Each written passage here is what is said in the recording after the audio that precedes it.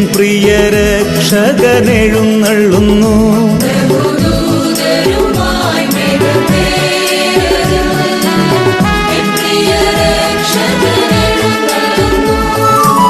സർവമിഴികളും ദർശിച്ചിടുമാ പ്രത്യക്ഷത N യേശു വരുമ്പോൾ.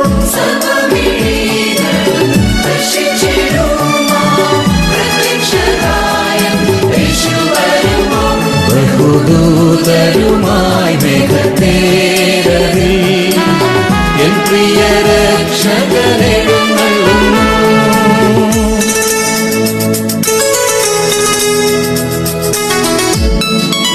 മിന്നൽ പിണർ പോൽ ശോഭിക്കുമാദിനം പ്രധാന ദൂതൻ തൻ കാഹളം കേട്ടിടുമ്പോൾ.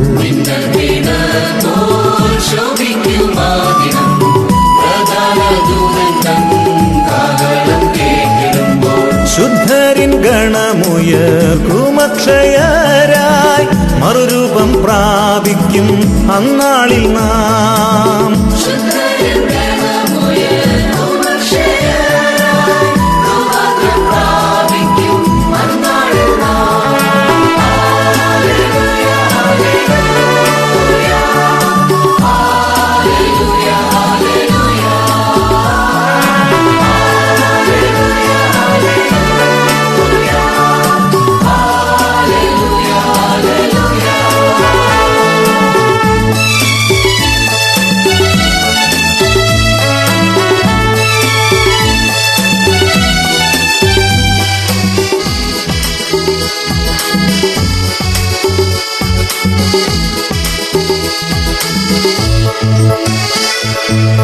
തൻ വരവിന്ദിനം അത്ഭുതമാം ദിനം രോഗദുഃഖാദികൾ മാറിടുമാദിനം.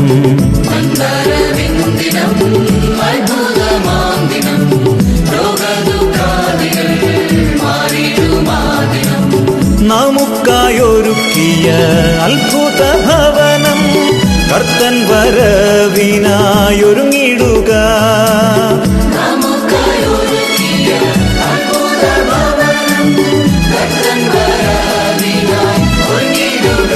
ബഹുദൂതരുമായി മേഘത്തേരതിൽ എൻ പ്രിയ രക്ഷകനെഴുന്നള്ളുന്നു.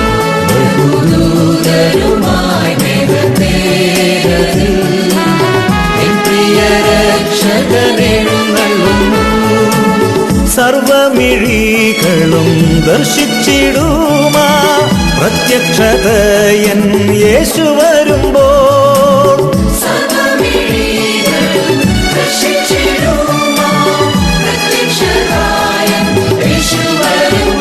ബഹുദൂതരുമായി മേഘത്തേരതിൽ എൻ പ്രിയ രക്ഷകനെഴുന്നള്ളുന്നു.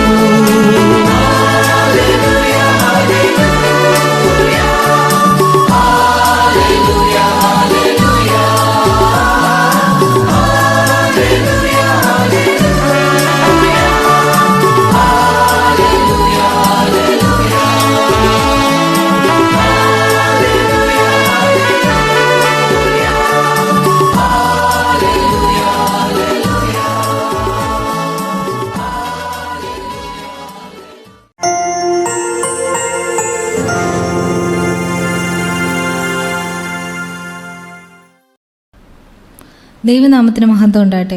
സങ്കീർത്തനങ്ങൾ 100-1-2 വാക്യങ്ങൾ. സകല ഭൂവാസികളുമായുള്ളവരെ യഹോവയ്ക്ക് ആർപ്പിടുവീൻ, സന്തോഷത്തോടെ യഹോവയെ സേവിപ്പിൻ, സംഗീതത്തോടെ അവൻ്റെ സന്നിധിയിൽ വരുവീൻ. ഈ വാഴ്ച തിരുവനങ്ങളാൽ ദൈവം നമ്മെ ഓരോരുത്തരെ അനുഗ്രഹിക്കട്ടെ. ആലപ്പുഴ പത്തനംതിട്ട സെക്ഷൻ നിങ്ങൾക്കായി ഒരുക്കുന്ന ശവസ്കൂൾ ആരാധനയിലേക്ക് ഏവരെയും സ്വാഗതം ചെയ്തുകൊള്ളുന്നു. ശവസ്കൂൾ ശുശ്രൂഷയുടെ ആരംഭമായി നമുക്ക് സത്യപ്രതിഭ ഗാനത്തിലെ 1108 ഗാനം പാടാം. 1108 അസാധ്യമായി എനിക്കൊന്നുമില്ല.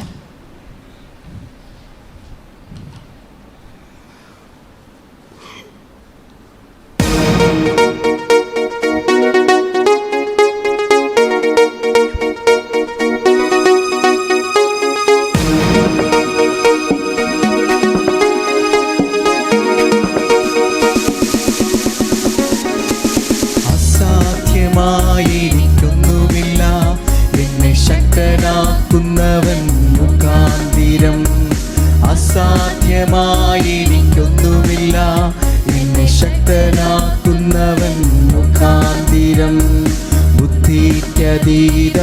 അത്യത്ഭുതങ്ങളാൽ എൻ്റെ ദൈവം എന്നെ നടത്തുന്നു. ബുദ്ധിക്കതീതമത്യത്ഭുതങ്ങളാൽ എൻ്റെ ദൈവം എന്നെ നടത്തുന്നു. സാധ്യമേ, എല്ലാം സാധ്യമേ, എന്നേശുവൻ കൂടെയുള്ളതാ. സാധ്യമേ, എല്ലാം സാധ്യമേ, എന്നേശുവൻ കൂടെയുള്ളതാ. ഭാരം പ്രയാസങ്ങൾ വന്നിടിലും തെല്ലും കുലുങ്ങുകയില്ല ഇനി. ഭാരം പ്രയാസങ്ങൾ വന്നിടിലും തെല്ലും കുലുങ്ങുകയില്ല ഇനി. ബുദ്ധിക്കതീതമാം ദിവ്യ സമാധാനം എൻ്റെ ഉള്ളത്തിൽ അവൻ നിറയ്ക്കുന്നു. ബുദ്ധിക്കതീതമാം ദിവ്യ സമാധാനം എൻ്റെ ഉള്ളത്തിൽ അവൻ നിറയ്ക്കുന്നു. സാധ്യമേ, എല്ലാം സാധ്യമേ, എന്നേശുവൻ കൂടെയുള്ളതാ. സാധ്യമേ, എല്ലാം സാധ്യമേ, എന്നേശുവൻ കൂടെയുള്ളതാ. സാത്താന്യ ശക്തികളെ ജയിക്കും ഞാൻ, വചനത്തിൻ ശക്തിയാൽ ജയിക്കും ഞാൻ. സാത്താന്യ ശക്തികളെ ജയിക്കും ഞാൻ, വചനത്തിൻ ശക്തിയാൽ ജയിക്കും ഞാൻ. ബുദ്ധിക്കതീതമം ശക്തി എന്നിൽ നിറച്ചെന്നെ ജയാലിയായി നടത്തുന്നു. ബുദ്ധിക്കതീതമം ശക്തി എന്നിൽ നിറച്ചെന്നെ ജയാലിയായി നടത്തുന്നു. സാധ്യമേ, എല്ലാം സാധ്യമേ, എന്നേശുവൻ കൂടെയുള്ളതാ. സാധ്യമേ, എല്ലാം സാധ്യമേ, എന്നേശുവൻ കൂടെയുള്ളതാ. അസാധ്യമായി എനിക്കൊന്നുമില്ല, എന്നെ ശക്തനാക്കുന്നവൻ മുഖാന്തിരം. അസാധ്യമായി എനിക്കൊന്നുമില്ല, എന്നെ ശക്തനാക്കുന്നവൻ മുഖാന്തിരം. ബുദ്ധിക്കതീതമത്യത്ഭുതങ്ങളാൽ എൻ്റെ ദൈവം എന്നെ നടത്തുന്നു. ബുദ്ധിക്കതീതമത്യത്ഭുതങ്ങളാൽ എൻ്റെ ദൈവം എന്നെ നടത്തുന്നു. സാധ്യമേ, എല്ലാം സാധ്യമേ, എന്നേശുവൻ കൂടെയുള്ളതാ. സാധ്യമേ, എല്ലാം സാധ്യമേ, എന്നേശുവൻ കൂടെയുള്ളതാ. ഇന്നത്തെ ശാബ സ്കൂൾ ശുശ്രൂഷയുടെ അനുഗ്രഹത്തിനായിട്ട് വേദവായനയായിട്ട് 95-ാം സങ്കീർത്തനം അതിൻ്റെ 1 മുതൽ 9 വരെ വായിച്ച് നമുക്ക് പ്രാർത്ഥിക്കാം. വരുവീൻ, നാം യഹോവയെ ഉല്ലസിച്ച് ഘോഷിക്കുക. നമ്മുടെ രക്ഷയുടെ പാറയ്ക്ക് ആർപ്പിടുക. നാം സ്തോത്രത്തോടെ അവൻ്റെ സന്നിധിയിൽ ചെല്ലുക. സങ്കീർത്തനങ്ങളോടെ അവന് ഘോഷിക്കുക. യഹോവ മഹാദൈവമല്ലോ, അവൻ സകല ദേവന്മാർക്കും മീതെ മഹാരാജാവ് തന്നെ. ഭൂമിയുടെ അധോഭാഗങ്ങൾ അവൻ്റെ കയ്യിലാകുന്നു. പർവ്വതങ്ങളുടെ ശിഖരങ്ങളും അവനുള്ളവ. സമുദ്രം അവനുള്ളത്, അവൻ അതിനെ ഉണ്ടാക്കി. കരയെയും അവൻ്റെ കൈകൾ മനഞ്ഞിരിക്കുന്നു. വരുവീൻ, നാം വണങ്ങി നമസ്കരിക്കുക. നമ്മെ നിർമ്മിച്ച യഹോവയുടെ മുമ്പേ മുട്ടുകുത്തുക. അവൻ നമ്മുടെ ദൈവമാകുന്നു. നാമോ അവൻ മേയ്ക്കുന്ന ജനവും അവൻ്റെ കൈക്കിലെ ആടുകളും തന്നെ. ഇന്ന് നിങ്ങൾ അവൻ്റെ ശബ്ദം കേൾക്കുന്നുവെങ്കിൽ മെരിബയിലെ പോലെയും മരുഭൂമിയിലെ മസാനാളിനെ പോലെയും നിങ്ങളുടെ ഹൃദയത്തെ കഠിനമാക്കരുത്.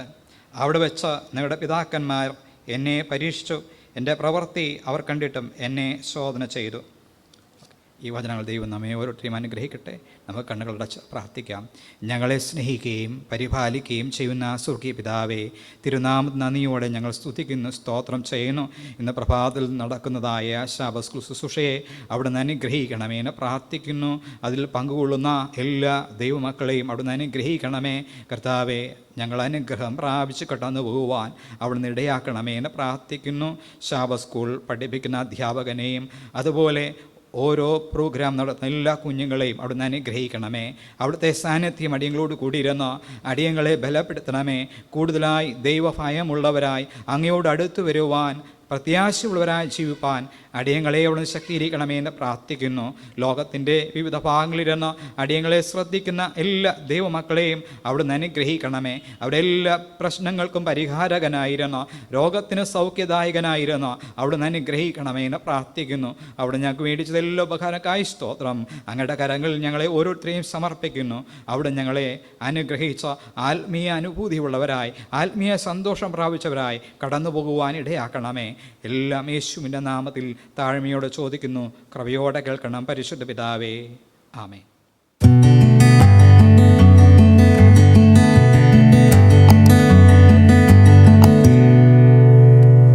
ദൈവനാമത്തിന് മഹത്വം ഉണ്ടായിരിക്കട്ടെ. ഇന്നത്തെ മിഷൻ റിപ്പോർട്ടിൻ്റെ തലവാചകം ഭാഷാവരം. ഇത് നമ്മളെ റഷ്യയിൽ നിന്നും അനാറ്റോളി എന്നൊരു വ്യക്തിയാണ് എഴുതി അറിയിച്ചിരിക്കുന്നത്. കസഖ്സ്ഥാനിൽ വളരെ നാൾ ഇദ്ദേഹം രോഗബാധിതനായി കഴിയുകയായിരുന്നു. അപ്പോൾ അങ്ങനെ അസുഖം ഭേദമാകുന്നുണ്ടായില്ല. അദ്ദേഹത്തിന് പണമില്ലായിരുന്നു ചികിത്സിക്കാനായിട്ട്. ആ സമയത്ത് അദ്ദേഹം ദൈവത്തോടൊരു വാഗ്ദാനം ചെയ്യുകയുണ്ടായി. ഈ രോഗം തനിക്ക് ഭേദമാക്കി കൊടുത്താൽ താൻ പാസ്റ്ററായി സേവനം അനുഷ്ഠിച്ചു കൊള്ളാമെന്ന് അദ്ദേഹം വാഗ്ദാനം ചെയ്തു ദൈവവുമായി. അങ്ങനെ അദ്ദേഹത്തിൻ്റെ രോഗമൊക്കെ സൗഖ്യമായി. അദ്ദേഹം എന്നും ദൈവത്തോട് ഇപ്രകാരം പ്രാർത്ഥിക്കുമായിരുന്നു, ദൈവമേ, അങ്ങ് എന്നിൽ നിന്ന് എന്താണ് പ്രതീക്ഷിക്കുന്നത് എന്ന്. അങ്ങനെ ഇരിക്കെ ഒരു ദിവസം താൻ പ്രാർത്ഥിച്ചു കഴിഞ്ഞതിന് ശേഷം അദ്ദേഹത്തോട് ദൈവം സംസാരിക്കുന്നതായിട്ട് അവന് തോന്നി. അതായത് ദൈവം അവനോട് ആവശ്യപ്പെടുന്നത് ഒരു ഭാഷാ വ്യാഖ്യാതാവാകാൻ പഠിക്കുക എന്നാണ് ദൈവം അവനോട് ആവശ്യപ്പെടുന്നത് എന്നവന് തോന്നി. എന്നാൽ ഇത് കേട്ടപ്പോൾ അവന് ചിരിയാണ് വന്നത്. കാരണം ഇവൻ നല്ലൊരു വിദ്യാർത്ഥി അല്ലായിരുന്നു. ഇവന് പഠനം പൂർത്തിയാക്കാനൊന്നും സാധിച്ചിട്ടില്ല. ഇവൻ്റെ കുടുംബത്തിലെല്ലാവരും എഞ്ചിനീയർമാരൊക്കെയായി വലിയ ജോലിക്കാരൊക്കെയാണ്. പക്ഷേ ആർക്കും ഇവൻ്റെ ഭവനത്തിലുള്ളവർക്ക് വിദേശ ഭാഷകൾ അറിയില്ലായിരുന്നു. ഇവന് വിദ്യാഭ്യാസമില്ലാത്തതുകൊണ്ട് അതിൻ്റേതായ ബുദ്ധിമുട്ടുകളും ഉണ്ടായിരുന്നു. അദ്ദേഹം ഈ ഭാഷാ ക്ലാസ്സുകൾ എടുക്കുന്ന കാര്യം മറക്കാതെ തൻ്റെ അമ്മയോട് പറയുവാനായി കസഖ്സ്ഥാനിലെ യൂഷ്ഡോബ് എന്ന സ്ഥലത്തേക്ക് അമ്മയുടെ അടുത്തേക്ക് കടന്നുപോയി. അവിടെ ചെന്ന് താൻ അമ്മയോട് പറഞ്ഞു, അമ്മേ, എനിക്ക് ഭാഷ വ്യാഖ്യാനിക്കാനായി പഠിക്കണമെന്ന് പറഞ്ഞു. ഇത് കേട്ടപ്പോൾ അമ്മയ്ക്ക് വളരെയധികം ആശ്ചര്യമാണ് തോന്നിയത്. എന്നിട്ട് പറഞ്ഞു, മോനെ, നിനക്ക് റഷ്യനും കസക്കും മാത്രമേ അറിയത്തുള്ളൂ. അതുപോലെയുള്ള ജോലി നിനക്കുള്ളതല്ല എന്ന് അനാറ്റോളിയോട് തൻ്റെ മാതാവ് പറഞ്ഞു കൊടുത്തു. പക്ഷേ അവന് ഈ ഒരു കാര്യം നേടിയെടുക്കണമെന്ന് വല്ലാതെ അവൻ വാശി പിടിച്ചു. അതിനുശേഷം അവന് ഇംഗ്ലീഷ് പഠിക്കണം, അല്ലെങ്കിൽ ഇംഗ്ലീഷ് ക്ലാസ്സുകൾക്ക് ചേരണമെന്ന് അവൻ അതിയായ ആഗ്രഹം ഉള്ളിലുണ്ടായി. അങ്ങനെ അവിടെ അടുത്തുള്ള ഒരു കോളേജിൽ ചേരുവാനായിട്ട് അവിടെ പരീക്ഷകൾ പാസ്സാകേണ്ട ആവശ്യമുണ്ടായിരുന്നു. അപ്പോൾ അവൻ അവിടെ പരീക്ഷയൊക്കെ എഴുതി. പക്ഷേ ആ പരീക്ഷയിൽ അവൻ തോറ്റുപോയി. അപ്പോൾ അവൻ്റെ മാതാവിനും അവനും വളരെയധികം സങ്കടമുണ്ടായി. കാര്യം അവൻ ഒരുപാട് ആഗ്രഹിച്ചിരുന്നു ഈ ഒരു ജോലി അവന് വേണമെന്നുള്ളത്. അങ്ങനെ അവൻ അതിനുശേഷം ഒരു ദിവസം ഭവനത്തിലേക്ക് മടങ്ങി വരുന്ന സമയത്ത് ഇവൻ്റെ ഉള്ളിൽ ഈ ആഗ്രഹം വളരെയധികം ഉണ്ടായിരുന്നു. ഇവൻ ആ ആഗ്രഹം പരീക്ഷയിൽ തോറ്റുപോയി എന്ന് കരുതി ഉപേക്ഷിച്ചൊന്നുമില്ല. അവൻ ഭവനത്തിലേക്ക് വരുന്ന വഴി ഒരു വൃക്ഷത്തിൻ്റെ തണലിലിരുന്ന് അവൻ വേദപുസ്തകം വായിച്ചു. അപ്പോൾ അവിടെ വിവിധ ഭാഷകൾ സംസാരിക്കുന്നതിന് പരിശുദ്ധാത്മാവ് വരം നൽകുന്നു എന്ന് ബൈബിൾ വായിച്ചപ്പോൾ അവന് മനസ്സിലായി. അത് 1 കൊരിന്ത്യർ 12:8-10 വാക്യങ്ങളിൽ ഈ കാര്യങ്ങൾ അവൻ വായിച്ചു. അതിൽ നിന്ന് അവൻ ഗ്രഹിക്കുകയും ചെയ്തു. അവിടെ ഇരുന്ന് അവൻ ശിരസ് നമിച്ച് പ്രാർത്ഥിക്കുകയും ചെയ്തു. ദൈവമേ, ഈ വരം എനിക്ക് നൽകണമേ എന്ന് അവൻ അവിടെ ഇരുന്ന് തന്നെ പ്രാർത്ഥിച്ചു. അങ്ങനെ ഒരു മാസത്തിന് ശേഷം അവനൊരു റെയിൽപാളത്തിലൂടെ ഇങ്ങനെ നടന്നു വരുന്ന സമയത്ത് അവിടെ ഇംഗ്ലീഷും അതുപോലെ തന്നെ റഷ്യൻ ഭാഷയും ഉൾക്കൊണ്ടിച്ചുള്ള ഒരു പുസ്തകം കിടക്കുന്നത് കണ്ടു. അവൻ അപ്പോൾ തന്നെ ആ പുസ്തകം അവിടെ നിന്നെടുത്ത് അവൻ ഭവനത്തിലേക്ക് വന്ന് അത് വായിച്ചു. അത് വായിച്ചതിന് ശേഷം അത് അടച്ചു വെച്ചു. ഒരു 10 മിനിറ്റിന് ശേഷം അവൻ അതിനു മുൻപ് വായിച്ച കാര്യങ്ങൾ അവൻ ഒന്നും കൂടി ഒന്ന് ചിന്തിക്കുവാൻ തുടങ്ങി. അപ്പോൾ അവൻ അതെല്ലാം ഓർത്തെടുക്കുവാൻ സാധിക്കുന്നുണ്ടായിരുന്നു. അവൻ വീണ്ടും അത് വായിക്കുകയും പിന്നീട് പുസ്തകം അടച്ച് മാറ്റി വെച്ചതിന് ശേഷം അത് വീണ്ടും റിവൈസ് ചെയ്യുകയും ചെയ്തു. അപ്പോൾ അവനത് നല്ല വൃത്തിക്ക് ഓർത്തിരിക്കുകയും അതുപോലെ അവനെല്ലാം നല്ല വാക്കുകളെല്ലാം നല്ല ഭംഗിയായിട്ട് പറയുവാനും സാധിക്കുന്നുണ്ട്. അങ്ങനെ അവൻ ആ പുസ്തകം തുറന്ന് വീണ്ടും ഒരു 10 താള് കൂടി വായിച്ചു. അതിനുശേഷം അത് അടച്ചു വെച്ചിട്ട് അത് അവനെടുത്ത് അവൻ അമ്മയുടെ കയ്യിൽ കൊടുത്തു. അമ്മയുടെ കയ്യിൽ കൊടുത്തിട്ട് പറഞ്ഞു, അമ്മ, ഈ പുസ്തകത്തിനകത്ത് റഷ്യൻ ഭാഷയിലുള്ള ഏതെങ്കിലും കുറച്ച് ഭാഗങ്ങൾ വായിച്ചതിന് ശേഷം അത് എന്നോട് ചോദിക്കുവാൻ അവൻ ആവശ്യപ്പെട്ടു. അങ്ങനെ മാതാവ് അത് റഷ്യൻ ഭാഷയിൽ കൊടുത്തിരിക്കുന്ന ഭാഗങ്ങൾ വായിച്ച് കേൾപ്പിച്ചു അവനെ. അവനത് ഇംഗ്ലീഷിലേക്ക് വ്യാഖ്യാനിച്ചു കൊടുക്കുകയും ചെയ്തു. അങ്ങനെ ചെയ്തപ്പോൾ അവന് വളരെയധികം സന്തോഷമാണ് തോന്നിയത്. കാരണം ദൈവം അവന് ഭാഷാവരം കൊടുത്തു എന്ന് അവൻ പൂർണ്ണമായും വിശ്വസിച്ചു. അവന് അത് അങ്ങനെ ഓർക്കാൻ കൂടി സാധിച്ചില്ല, അങ്ങനെ ഒരു കഴിവ് അവന് കിട്ടുമെന്ന്. അങ്ങനെ ഇരിക്കെ 2 മാസം കൊണ്ട് അവൻ ഹൈസ്കൂൾ തലം വരെ ഇംഗ്ലീഷ് പഠിച്ചു. അതിനുശേഷം അവരുടെ വീട്ടിൽ തണ്ണിമത്തൻ കൃഷിയുണ്ടായിരുന്നു. അതിൻ്റെ വിളവെടുത്ത് അവന് ലഭിച്ച പണം കൊണ്ട് അവനൊരു ലാപ്ടോപ്പ്, അതുപോലെ തന്നെ ഇൻ്റർനെറ്റ് കണക്ഷനുള്ള ഒരു സെൽഫോണും വാങ്ങി. അങ്ങനെ ആ സെൽഫോണിൽ അവൻ ഓൺലൈനായിട്ട് കൂടുതൽ ഇംഗ്ലീഷ് ക്ലാസ്സുകൾ അറ്റൻഡ് ചെയ്യുവാനായിട്ട് തുടങ്ങി. അടുത്ത വർഷം അവൻ പ്രവേശന പരീക്ഷ എഴുതി തോറ്റുപോയ അതേ കോളേജിൽ തന്നെ അവന് വീണ്ടും ചേർന്ന് പഠിക്കുവാനായിട്ട് അവസരം ലഭിച്ചു. അവൻ്റെ ഇംഗ്ലീഷ് വളരെ നന്നായിട്ടുണ്ടായിരുന്നു. അവൻ്റെ ഇംഗ്ലീഷ് വളരെയധികം പുരോഗമിച്ചു. അങ്ങനെ ഇരിക്കെ അവിടെ ഒരു ദേശീയ തലത്തിൽ ഒരു മത്സരം ഉണ്ടായിരുന്നു. ആ മത്സരത്തിൽ അവന് 2ാം സ്ഥാനം ലഭിക്കുകയും $200 സമ്മാനമായി ലഭിക്കുകയും ചെയ്തു. എന്നാൽ ഈ സമയത്ത് അവൻ്റെ കോളേജിൽ അവൻ്റെ അധ്യാപകൻ അവനെ ശകാരിക്കുകയുണ്ടായി. അത് എന്തിനാണെന്ന് വെച്ച് കഴിഞ്ഞാൽ അവൻ ശനിയാഴ്ച ദിവസത്തെ ക്ലാസ്സുകൾ പങ്കെടുക്കാറില്ലായിരുന്നു. അന്നത്തെ ദിവസം അവൻ ആലയത്തിൽ പോകുമായിരുന്നു. ഇത് അവൻ്റെ സാറിന് ഇഷ്ടമില്ലായിരുന്നു. പക്ഷേ ഈ ഒരു സമ്മാനം ലഭിച്ചതിന് ശേഷം അവൻ്റെ സാർ അവനോട് പറഞ്ഞു, ശനിയാഴ്ച ദിവസങ്ങളിൽ നീ ഇനി ക്ലാസ്സിന് വരണ്ട, നീ നിൻ്റെ ആലയത്തിലേക്ക് ആരാധിപ്പനായി കടന്നു പോയിക്കോളൂ, നിൻ്റെ കൂടെ ഞാനും വരാമെന്ന് പറഞ്ഞു. അങ്ങനെ അവനും അവൻ്റെ സാറും ഒരുമിച്ച് അവർ ആലയത്തിലേക്ക് കടന്നു പോകും. അനാറ്റോളി ഇംഗ്ലീഷ്, ടർക്കിഷ് ഭാഷകളിൽ പ്രാവീണ്യം നേടി ബിരുദധാരിയായി. അവൻ റഷ്യനും ഖസക്കും ഇംഗ്ലീഷും ടർക്കിഷും പഠിക്കുന്നത് നിർത്തിയില്ല, അവൻ അത് തുടർന്നുകൊണ്ടേയിരുന്നു. അതിനുശേഷം കിർഗിസ്ഥാനിലുള്ള ഒരു അഡ്വൻറ്റിസ്റ്റ് സ്കൂളിൽ പഠിച്ചുകൊണ്ടിരിക്കുമ്പോൾ അവൻ സ്പാനിഷ് ഭാഷയും പഠിച്ചു. സഭാ നേതൃത്വം അവനെ സ്പാനിഷ് നന്നായി പഠിക്കുന്നതിന് അർജൻറ്റീനയിലേക്ക് അയച്ചു. അവിടെ വെച്ച് അവൻ സ്പാനിഷും അതുപോലെ തന്നെ പോർച്ചുഗീസ് ഭാഷയും പഠിച്ചു. അങ്ങനെ അവൻ ഒരുപാട് ഭാഷകളിൽ പ്രാവീണ്യം നേടി. മടങ്ങി വന്ന് 3 വർഷത്തോളം കസഖ്സ്ഥാനിലെ അഡ്വൻറ്റിസ്റ്റ് സഭയിൽ ഭാഷാ അധ്യാപകനായും വ്യാഖ്യാതാവായും ജോലി ചെയ്തു. അങ്ങനെ അവൻ്റെ സ്വപ്നം യാഥാർത്ഥ്യമായി.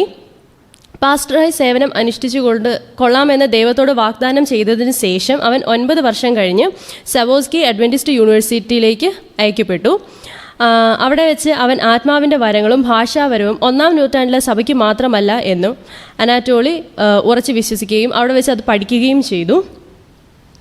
നാം ചോദിക്കാത്തത് കൊണ്ടാണ് ദൈവം അത് തരാത്തത്. ഒരിക്കൽ ഒരു സുഹൃത്ത് അവനോട് പറഞ്ഞു, അവന് ഇതുവരെയും ആത്മാവിൻ്റെ ഒരു വരവും ലഭിച്ചിട്ടില്ല എന്ന്. അനാറ്റോളി അവനോട് ഇപ്രകാരമാണ് പറയുകയുണ്ടായത്, നീ എന്നെങ്കിലും അതിനുവേണ്ടി ദൈവത്തോട് പ്രാർത്ഥിച്ചിട്ടുണ്ടോ? അപ്പോൾ ആ സുഹൃത്ത് അവനോട് പറഞ്ഞു, ഇല്ല, ഞാൻ ഇതുവരെ ദൈവത്തോട് അതിനെപ്പറ്റി ചോദിച്ചിട്ടില്ല എന്ന് അനാറ്റോളിയോട് തൻ്റെ സുഹൃത്ത് മറുപടി പറഞ്ഞു.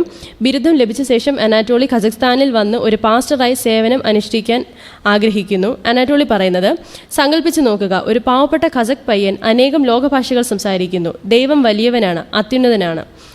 ഇതാണ് അനാറ്റോളിയുടെ സാക്ഷ്യം.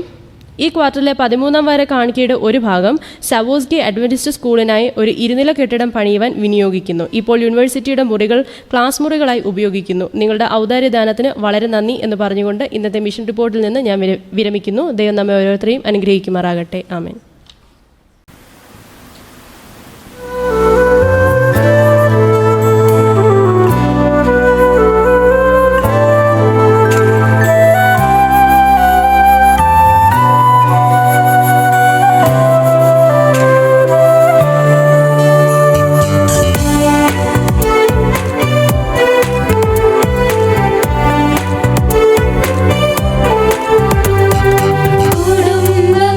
ദൈവം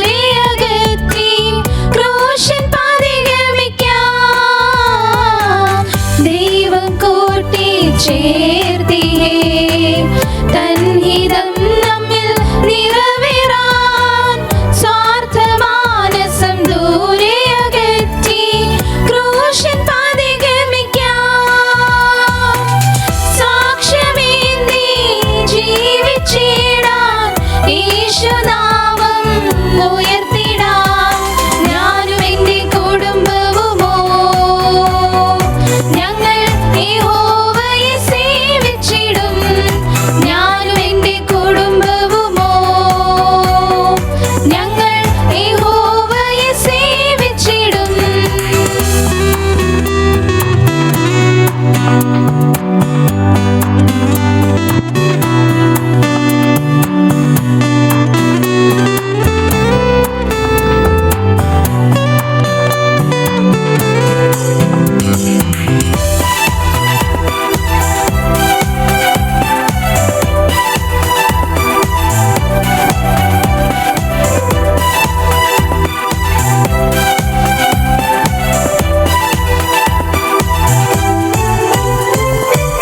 സ്തോത്രഗീതം പാടിയും ദൈവവചനം ധ്യാനിച്ചും ആത്മനിറവിൽ പ്രാർത്ഥന ചെയ്തും വാഴ്ത്തി വണങ്ങിടാം സ്തോത്രഗീതം പാടിയും ദൈവവചനം ധ്യാനിച്ചും ആത്മനിറവിൽ പ്രാർത്ഥന ചെയ്തും വാഴ്ത്തി വണങ്ങിടാം തൻ കൃപകൾ ധ്യാനിച്ചിടാം ദൈവരാജ്യം ഘോഷിക്കാം ഞാനും എൻ്റെ കുടുംബവുമോ ഞങ്ങൾ യഹോവയെ സേവിച്ചിടും ഞാനും എൻ്റെ കുടുംബവുമോ ഞങ്ങൾ യഹോവയെ സേവിച്ചിടും കുടുംബം ദൈവം നൽകിയ ദാനം കുടുംബം അതു മനോഹരം കുടുംബം ദൈവസ്നേഹത്തിൻ ഗേഹം കുടുംബം അതൊരനുഗ്രഹം ദൈവനാമത്തിന് മഹത്വമുണ്ടാകട്ടെ. ഇന്ന് വിശുദ്ധ ശബദിൻ്റെ ഈ പ്രഭാതത്തിൽ ദൈവസ്ഥാനിലേക്ക് കടന്നു വന്ന നിങ്ങളോടൊപ്പം ആയിരിക്കുവാനും ഫ്യൂച്ചർ ടോക്ക് പറയുവാനും ദൈവം തന്ന അവസരത്തിന് ആദ്യമേ നന്ദി അർപ്പിക്കുന്നു. ഞാൻ ഇന്ന് പറയുന്ന വിഷയം, ദൈവം ഒരു മനുഷ്യനെ തൻ്റെ ജീവിതത്തിൽ ധാരാളം അവസരങ്ങൾ നൽകുന്നു. സങ്കീർത്തനം 106 43 തൊട്ട് 46 വരെ വായിക്കുമ്പോൾ അവിടെ ഇപ്രകാരം എഴുതിയിരിക്കുന്നു: പലപ്പോഴും അവൻ അവരെ വിടുവിച്ചും എങ്കിലും അവർ തങ്ങളുടെ ആലോചനയാൽ അവനോട് മത്സരിച്ചു, തങ്ങളുടെ അകൃത്യ നിമിത്തം അധോഗതി പ്രാപിച്ചു. എന്നാൽ അവരുടെ നിലവിളി കേട്ടപ്പോൾ അവൻ അവരുടെ കഷ്ടതയെ കടാക്ഷിച്ചു. അവൻ അവർക്കായി തൻ്റെ നിയമത്തെ ഓർത്തു, തൻ്റെ മഹാദയപ്രകാരം അനുതപിച്ചു. അവരെ ബദ്ധരാക്കി കൊണ്ടുപോയവർക്കെല്ലാം അവരോട് കനിവ് തോന്നുമാറാക്കി. ഇത് നമ്മൾക്കറിയാം, ഇസ്രായേൽ മക്കളെക്കുറിച്ചാണ് പറയുന്നത്. നമ്മുടെ ദൈവം സ്നേഹവാനായ ദൈവമാണ് എന്ന് നമ്മൾക്ക് ഓരോരുത്തർക്കും അറിയാം. നമ്മുടെയൊക്കെ ജീവിതത്തിൽ അനേകം പാപങ്ങൾ നമ്മൾ ചെയ്തിട്ടുണ്ട് എങ്കിലും ദൈവം ഇന്നും നമ്മളെ തിരുസനെ നിലനിർത്തുന്നതിനായിട്ട് ദൈവത്തിന് നമുക്ക് നന്ദി അർപ്പിക്കാം. ഇവിടെ ഒരു ചെറിയൊരു സംഭവ കഥ ഞാൻ പറയാൻ പോവുകയാണ്. സെപ്റ്റംബർ 11, 2001 ഒരു ഭയാനകമായ സംഭവം ലോകത്തെ നടുക്കി. അത് എന്താണെന്ന് നമ്മൾക്ക് എല്ലാവർക്കും അറിയാം. അമേരിക്കയിലെ വേൾഡ് സെൻറ്ററിൽ ഉണ്ടായ ആ ദുരന്തമാണ്. അത് മുഴുവൻ ലോകത്തെയും ഞെട്ടിച്ചു കളഞ്ഞതായിട്ട് നാം വാർത്തകളിലൂടെയും പത്രമാധ്യമങ്ങളിലൂടെയൊക്കെയും വായിക്കുവാനായിട്ട് ഇടയായിത്തീർന്നു. ആ മഹാദുരന്തത്തിൽ തകർന്നു പോയ കെട്ടിടത്തിൻ്റെ അവശിഷ്ടങ്ങൾക്കിടയിൽ ഒരു പെൺകുട്ടി പെടുവാനായിട്ട് ഇടയായിത്തീർന്നു. അവൾ ഒരു 17 മണിക്കൂർ ആ കെട്ടിടങ്ങൾക്കിടയിൽ അവൾ കുരുങ്ങിക്കിടന്നു. പക്ഷേ അത്ഭുതകരമായിട്ട് ആ വലിയ ഭീകരമായ അവസ്ഥയിൽ നിന്ന് ദൈവം അവളെ വിടുവിക്കുകയും മരിക്കാതെ ഇടയാക്കുകയും ചെയ്തു. അങ്ങനെ നമ്മൾക്ക് ഇത് അവിശ്വസനീയമായിട്ട് തോന്നിയേക്കാം. എന്നാൽ അവൾ തൻ്റെ ജീവിതത്തിലേക്ക് മടങ്ങി വന്ന ശേഷം പറഞ്ഞ സാക്ഷ്യം ഇതാണ്. അവളുടെ പേര് ജെനില ഗുഡ്വാൻ എന്നാണ്. എൻ്റെ ഇടതുകൈ മുഖത്തേക്ക് ഉയർത്തുവാൻ ഞാൻ ശ്രമിച്ചു, എന്നാൽ അതിൻ്റെ ഒരു ഭാഗം പോലും എനിക്ക് കാണുവാനായിട്ട് കഴിഞ്ഞില്ല. ഞാൻ എൻ്റെ വലതുവശം ചെരിഞ്ഞ് കിടന്ന് എൻ്റെ വലത് ഭുജങ്ങളും കാലുകളും ഉയർത്തുവാനായിട്ട് പരിശ്രമിച്ചു. പക്ഷേ എൻ്റെ ശരീരം മുഴുവൻ എവിടെയോ കുരുങ്ങിക്കിടക്കുന്നതായിട്ട് അവൾക്ക് അനുഭവപ്പെട്ടു. അതേസമയം ഒരു വലിയ കോൺക്രീറ്റ് ബീം വന്ന് അവളുടെ ശരീരത്തിലേക്ക് അമരുവാനായിട്ട് ഇടയായി. എന്നാൽ സർവ്വശക്തിയും ഉപയോഗിച്ച് അവൾ അത് തള്ളി മാറ്റുവാനായിട്ട് പരിശ്രമിച്ചു. അപ്പോഴാണ് അവൾക്ക് മനസ്സിലാകുന്നത് ഒരു വലിയ സ്റ്റീൽ ബീമിൻ്റെ ഉള്ളിലാണ് എൻ്റെ ശരീരം എന്ന്. ഞാൻ സഹായത്തിന് വേണ്ടി ഉറക്കെ കരഞ്ഞു വിളിച്ചു. എന്നാൽ എൻ്റെ ശബ്ദം എങ്ങും എത്തിയില്ല. ഞാൻ ഒറ്റയ്ക്കായിരുന്നു, പൂർണ്ണമായും ഒറ്റയ്ക്ക്. തകർന്ന കെട്ടിടത്തിൻ്റെ അവശിഷ്ടങ്ങൾക്കിടയിൽ 27 മണിക്കൂർ കഴിഞ്ഞിരുന്ന ജെനിലെ ഗുഡ്മാൻ വിശദീകരണമാണ് ഇത്. അവൾ പറയുന്നു, അവളുടെ വിശ്വാസത്തെ ത്യജിച്ച് അവൾ ജീവിച്ച നാളുകൾ ഉണ്ടായിരുന്നു. ഈ ഭീകരമായ അവസ്ഥയിൽ അവൾ ഇതൊക്കെയും ഓർക്കുകയും ദൈവത്തോട് സഹായത്തിനായിട്ട് നിലവിളിക്കുകയും തൻ്റെ കഴിഞ്ഞുപോയ കാലത്തിൽ പാപങ്ങളെ ക്ഷമിക്കുവാനായിട്ട് യാചിക്കുകയും ചെയ്തു. അങ്ങനെ എൻ്റെ ജീവിതത്തിൽ ഒരു അത്ഭുതം നടക്കുവാനും പുതിയൊരു ജീവിതം നയിക്കുവാനും ദൈവമേ നീ എന്നെ സഹായിക്കണമേ എന്ന് അവൾ ആ കോൺക്രീറ്റ് വലിയ സ്റ്റീൽ ബീമിൻ്റെ അടിയിൽ കിടന്നുകൊണ്ട് അവൾ പ്രാർത്ഥിക്കുവാനായിട്ട് ഇടയായി. അങ്ങനെ ദൈവം അവളുടെ പ്രാർത്ഥന കേൾക്കുകയും അവളെ ആ വലിയ ഭീകരമായ അവസ്ഥയിൽ നിന്ന് വിടുവിക്കുകയും അവൾക്കൊരു 2ാം ജന്മം നൽകി അവളെ വീണ്ടും ജീവിക്കുവാനായിട്ട് ദൈവം അവസരം നൽകി. അവൾ ഇന്നും പ്രത്യാശയോടെയാണ് ജീവിക്കുന്നത്. ഇവിടെ പറയുന്നത്, നമ്മുടെ പ്രാർത്ഥന കഴിഞ്ഞ ശേഷം നാം ദൈവത്തോട് എപ്പോഴും പ്രത്യാശയുള്ളവരായിട്ട് ജീവിക്കണം. നമ്മുടെ തിരഞ്ഞെടുപ്പ് പ്രത്യാശ നൽകുന്നതായിരിക്കണം.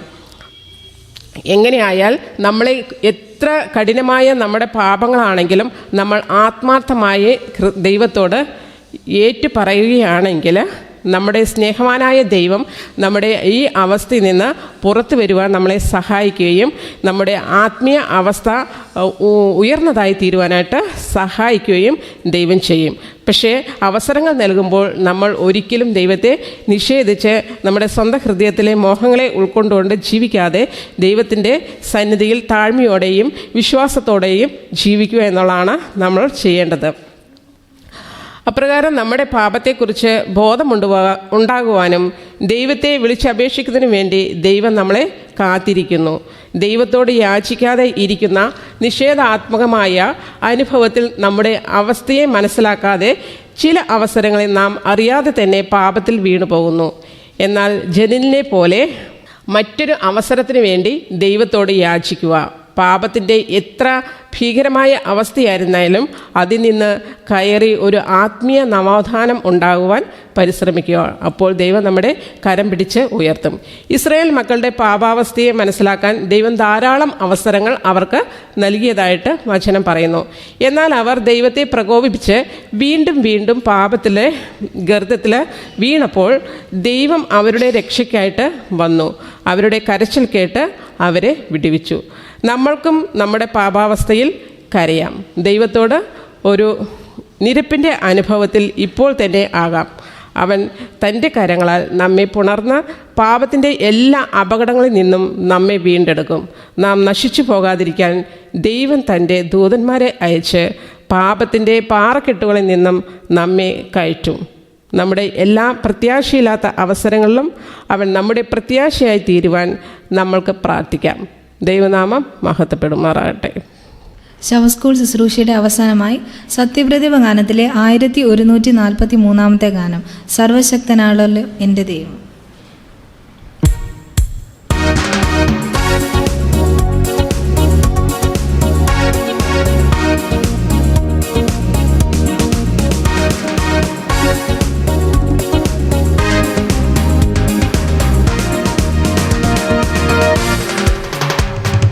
സർവശക്തനാണല്ലോ എൻ്റെ ദൈവം, ഇല്ലില്ല സാധ്യമായൊന്നുമില്ല. സർവശക്തനാണല്ലോ എൻ്റെ ദൈവം, ഇല്ലില്ല സാധ്യമായൊന്നുമില്ല. അഖിലാണ്ടത്തെ നിർമ്മിച്ചവൻ എൻ പിതാവല്ലോ എന്താനന്ദം. അഖിലാണ്ടത്തെ നിർമ്മിച്ചവൻ എൻ പിതാവല്ലോ എന്താനന്ദം.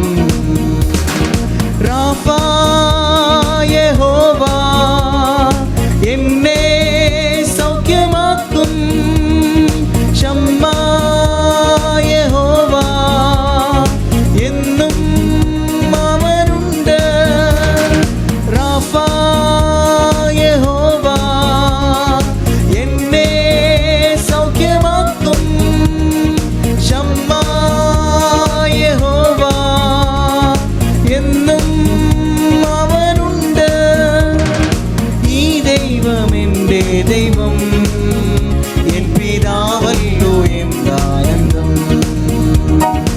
ഈ ദൈവം എൻ്റെ ദൈവം, എൻ പിതാവല്ലോ എന്താനന്ദം. സർവശക്തനാണല്ലോ എൻ്റെ ദൈവം, ഇല്ല സാധ്യമായൊന്നുമില്ല. സർവശക്തനാണല്ലോ എൻ്റെ ദൈവം, ഇല്ല സാധ്യമായൊന്നുമില്ല. അഖിലാണ്ടത്തെ നിർമ്മിച്ചവൻ എൻ പിതാവല്ലോ എന്താനന്ദം. അഖിലാണ്ടത്തെ നിർമ്മിച്ചവൻ എൻ പിതാവല്ലോ എന്താനന്ദം. ശാലേം യഹോവ എൻ്റെ സമാധാനം. നിസ്സി യഹോവ എൻ്റെ ജയക്കൊടിയാ. ശാലേം യഹോവ എൻ്റെ സമാധാനം. നിസ്സി യഹോവ എൻ്റെ ജയക്കൊടിയാ. ഈ ദൈവം എൻ്റെ ദൈവം, എൻ പിതാവല്ലോ എന്താനന്ദം. ഈ ദൈവം എൻ്റെ ദൈവം, എൻ പിതാവല്ലോ എന്താനന്ദം. സർവശക്തനാണല്ലോ എൻ്റെ ദൈവം, ഇല്ല അസാധ്യമായൊന്നുമില്ല. സർവശക്തനാണല്ലോ എൻ്റെ ദൈവം, ഇല്ല അസാധ്യമായൊന്നുമില്ല. അഖിലാണ്ടത്തെ നിർമ്മിച്ചവൻ എൻ പിതാവല്ലോ എന്താനന്ദം. അഖിലാണ്ടത്തെ നിർമ്മിച്ചവൻ എൻ പിതാവല്ലോ എന്താനന്ദം. ഈ ശാബത്ത് സ്കൂൾ ശുശ്രൂഷയുടെ അവസാനമായി നമുക്ക് ഏവർക്കും പ്രാർത്ഥിക്കാം. ഞങ്ങളെ ഏറ്റവും അതിവാത്സല്യമായി സ്നേഹിക്കുന്ന ഞങ്ങളുടെ ദൈവമേ, സ്വർഗീയ പിതാവേ, മനോഹരമായ ഈ ശബദിൻ്റെ പ്രഭാതത്തിൽ ഞങ്ങൾക്ക് ഒരുമിച്ച് അവിടുത്തെ സന്നിധി മുൻപാകെ കടന്നു വരുവാൻ, അനവധിയായ ദൈവത്തിൻ്റെ വചനങ്ങളെ ധ്യാനിപ്പാൻ, ഒരുമിച്ച് അവിടുത്തെ വചനങ്ങളെ പഠിക്കുവാൻ ഞങ്ങൾക്ക് നൽകിയ അവസരത്തിനായിട്ട് ഞങ്ങളങ്ങേ സ്തുതിക്കുന്നു പിതാവേ. ഞങ്ങളിന്ന് കേൾക്കുവാനിടയായ എല്ലാ നല്ല സാക്ഷ്യങ്ങളെ ഓർത്തും ദൈവത്തിന് സ്തോത്രം. ദൈവം അത്ഭുതകരമായി തൻ്റെ ജനത്തെ എല്ലാ ഭാഗങ്ങളിലും ഇന്ന് ലോകത്തിൽ പരിപാലിക്കുന്നു എന്ന് കേട്ടറിയുവാൻ അവിടുന്ന് ഞങ്ങളെ സഹായിച്ചതുകൊണ്ട് ഞങ്ങളങ്ങേ സ്തുതിക്കുന്നു. ഞങ്ങളുടെ ആരാധനയെ അവിടുന്ന് അനുഗ്രഹിക്കണമേ. ഞങ്ങൾ പഠിക്കുന്ന പാഠത്തെ അവിടുന്ന് അനുഗ്രഹിക്കണമേ. ഞങ്ങൾ കർത്താവെ പഠിക്കുവാൻ പോകുന്ന പാഠഭാഗത്തെ അവിടുന്ന് അനുഗ്രഹിക്കണമേ എന്ന് ഞങ്ങൾ പ്രാർത്ഥിക്കുന്നു. സർവ്വ നന്മകളാൽ നിറയ്ക്കണം. അവിടുത്തെ വരവിന് വേണ്ടി ഈ പാഠങ്ങളൊക്കെ ഞങ്ങളെ ഒരുക്കുവാൻ തക്കവണ്ണം അവിടുന്ന് ഇടവരുത്തുമാറാകണമേ എന്ന് ഞങ്ങൾ പ്രാർത്ഥിക്കുന്നു. പ്രാർത്ഥന കേട്ടതുകൊണ്ട് സ്തോത്രം ചെയ്യുന്നു. യേശുവിൻ്റെ നാമത്തിൽ പ്രാർത്ഥിക്കുമ്പോൾ കേൾക്കുമാറാകണമേ. ആമേൻ.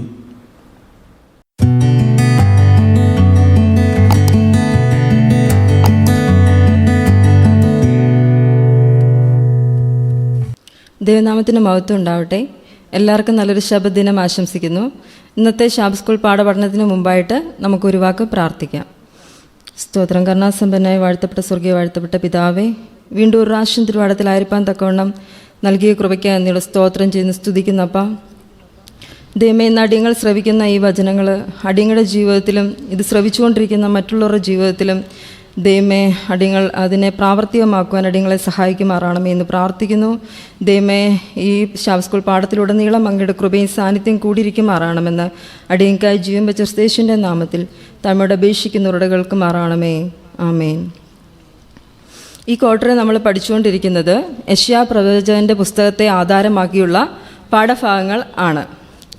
കഴിഞ്ഞ ആഴ്ച നമ്മൾ പഠിച്ചു, ദൈവത്തിൻ്റെ ഭാഗത്ത് നിന്ന് ഇസ്രായേൽ മക്കൾക്ക് ഒരു തുറന്ന ഒരു ആഹ്വാനം, ദൈവത്തിങ്കിലേക്ക് തിരിച്ചു വരുവാനുള്ളൊരു തുറന്ന ആഹ്വാനമായിരുന്നു കഴിഞ്ഞ ആഴ്ചത്തെ പാഠത്തിൽ നമ്മൾ പഠിച്ചത്. അവിടെ ദൈവം അവരോട് പറയുന്നു, ആകാശമേ കേൾക്ക, ഭൂമിയെ ചെവി തരിക എന്ന് ദൈവം പറയുന്നു. ആകാശവും ഭൂമിയും എൻ്റെ വാക്കുകളെ അനുസരിക്കുന്നു, എന്നാൽ ഞാൻ എൻ്റെ സ്വന്തം സ്വരൂപത്തിൽ സൃഷ്ടിച്ച എൻ്റെ മക്കൾ എന്നോട് എതിർത്ത് നിൽക്കുന്നതായിട്ട് കാണുന്നു എന്ന് ദൈവം അവിടെ പരാതിപ്പെടുന്നതായിട്ട് നമ്മൾ കാണുന്നു. ഈ ആമോസിൻ്റെ മകനായ യെശയ്യാ പ്രവാചകൻ തൻ്റെ ജനത്തിൻ്റെ പാവങ്ങളെക്കുറിച്ച് അവരെ നിരന്തരം ഓർമ്മപ്പെടുത്തുകയും നിങ്ങൾ മനസ്സ് വെച്ച് കേട്ടനുസരിക്കുന്നുവെങ്കിൽ ദേശത്തിലെ നന്മ അനുഭവിക്കുമെന്നും മറിച്ച് നിങ്ങൾ മറുത്ത് മത്സരിക്കുന്നുവെങ്കിലോ വാളിനിരയായിത്തീരുമെന്നുമുള്ള യഹോവയുടെ ശാസനയെ ഇസ്രായേൽ മക്കളിലേക്ക് എത്തിക്കുന്ന ഒരു പ്രവാചകനായിട്ടാണ് യെശയ്യാ പ്രവാചകനെ ഇവിടെ ചിത്രീകരിച്ചിരിക്കുന്നത്. നമ്മൾ കഴിഞ്ഞ ആഴ്ച നമ്മൾ പഠിച്ചു യെശയ്യാ പ്രവാചകൻ്റെ പുസ്തകം ഒരു ചെറു ബൈബിൾ എന്നാണ് അറിയപ്പെടുന്നത്. കാരണം അതിൽ യേശുക്രിസ്തുവിൻ്റെ ജനനത്തെക്കുറിച്ചും ബാബേൽ പ്രവാസത്തെക്കുറിച്ചും ന്യായവിധിയെക്കുറിച്ചും സ്വർഗത്തെക്കുറിച്ചും പിതാവിനെക്കുറിച്ചും ആരാണ് യെരുശലേം ദേവാലയം വീണ്ടും പണിയാൻ പോകുന്നത് എന്നുള്ളതിനെക്കുറിച്ചുമൊക്കെയുള്ള അനേകം കാര്യങ്ങൾ എഴുതപ്പെട്ട ഒരു ബുക്കാണ് യെശയ്യാ പ്രവാചകൻ്റെ പുസ്തകം എന്ന് പറയുന്നത്. ഇവിടെ യെശയ്യാ പ്രവാചകൻ്റെ പുസ്തകത്തിലെ വ്യക്തിത്വത്തിൻ്റെ പ്രതിസന്ധി എന്ന പാഠഭാഗമാണ് നമ്മൾ കഴിഞ്ഞ ആഴ്ച പഠിച്ചതെങ്കിൽ, ഈ ആഴ്ച നമ്മൾ പഠിക്കാൻ പോകുന്നത് ഇസ്രായേൽ രാജ്യം നേരിടുന്ന ഒരു നേതൃത്വ പ്രതിസന്ധിയെക്കുറിച്ചാണ്. ഒരിക്കൽ ഒരു ചൈനീസ് തത്വചിന്തകനായ കൺഫ്യൂഷ്യസിനോട് ഒരിക്കൽ തൻ്റെ ശിഷ്യൻ ഇപ്രകാരം ചോദിച്ചു, ഒരു നല്ല ഭരണകൂടത്തിൻ്റെ അല്ലെങ്കിൽ ഒരു നല്ല ഭരണത്തിൻ്റെ ചേരുവകൾ എന്തെല്ലാമാണ്? അദ്ദേഹം മറുപടി പറഞ്ഞു, മതിയായ ആഹാരം, മതിയായ ആയുധങ്ങൾ, സാധാരണ ജനങ്ങളുടെ ആത്മവിശ്വാസം. ഇവ മൂന്നുമാണ് ഒരു നല്ല ഭരണത്തിന് ആവശ്യമായി വേണ്ടത്. വീണ്ടും അദ്ദേഹത്തിൻ്റെ ശിഷ്യൻ ചോദിച്ചു, ഇവയിൽ ഏതെങ്കിലും ഒന്ന് വേണ്ട അല്ലെങ്കിൽ മാറ്റിവെക്കണമെങ്കിൽ താങ്കൾ ഇതിലേത് മാറ്റിവെക്കുമെന്ന് ചോദിച്ചു. കൺഫ്യൂഷ്യസ് മറുപടി പറഞ്ഞു, ഞാൻ അതിലെ ആയുധങ്ങൾ മാറ്റിവെക്കും. വീണ്ടും ഒന്നും കൂടി അതിൽ നിന്ന് മാറ്റിവെക്കണമെങ്കിൽ താങ്കൾ എന്ത് മാറ്റിവെക്കുമെന്ന് ചോദിച്ചു. അപ്പോൾ അദ്ദേഹം പറഞ്ഞു, ആഹാരം മാറ്റിവെക്കും. എന്നാൽ നമുക്കറിയാം, ഒരു നല്ല ഭരണകൂടം ഉണ്ടെങ്കിൽ മാത്രമേ ഒരു രാജ്യം നിലനിൽക്കുകയുള്ളൂ. അല്ല എങ്കിൽ ഒരു രാജ്യം നിലനിൽക്കണമെങ്കിൽ ശക്തമായ ഒരു ഭരണ നേതൃത്വം ഉണ്ടായിരിക്കണം. അതില്ലാത്തിടത്ത് ജനങ്ങൾ തോന്നിയ പോലെ നടക്കുകയും ആ രാജ്യത്തിൻ്റെ സാമൂഹ്യ സാമ്പത്തിക കാര്യങ്ങൾ തകിടം മറിയുകയും ചെയ്യും. ഇവിടെ യെശയ്യാ പ്രവാചകനും ഈ ദർശനം ലഭിക്കുന്നത് ഉസിയ രാജാവ് മരിച്ച ആണ്ടിലാണ്. തീർച്ചയായിട്ടും ഒരു രാഷ്ട്രീയ അരക്ഷിതാവസ്ഥ നിലനിൽക്കുന്ന സമയമായിരുന്നു അത്. യോഥാം, തൻ്റെ പുത്രനായ യോഥാം അധികാരത്തിലുണ്ട് എങ്കിലും അക്കാലത്തിലെ അസീരിയ രാജാവായ തിഗ്ലത് പിലേസർ മൂന്നാമൻ്റെ ഭീഷണി ഇസ്രായേൽ രാജ്യത്തിനുമേൽ ശക്തമായി നിലനിൽക്കുന്ന സമയമായിരുന്നു അത്. അതുമാത്രമല്ല, യെശയ്യാ പ്രവാചകൻ വളരെ അസ്വസ്ഥനായിരുന്നു. കാരണം രാജ്യത്തിലെ രാജാവ് മരിച്ചിരിക്കുന്നു, അതും ശക്തനായ ഒരു ഭരണാധികാരിയായ ഉസിയ രാജാവ് മരിച്ചിരിക്കുന്നു.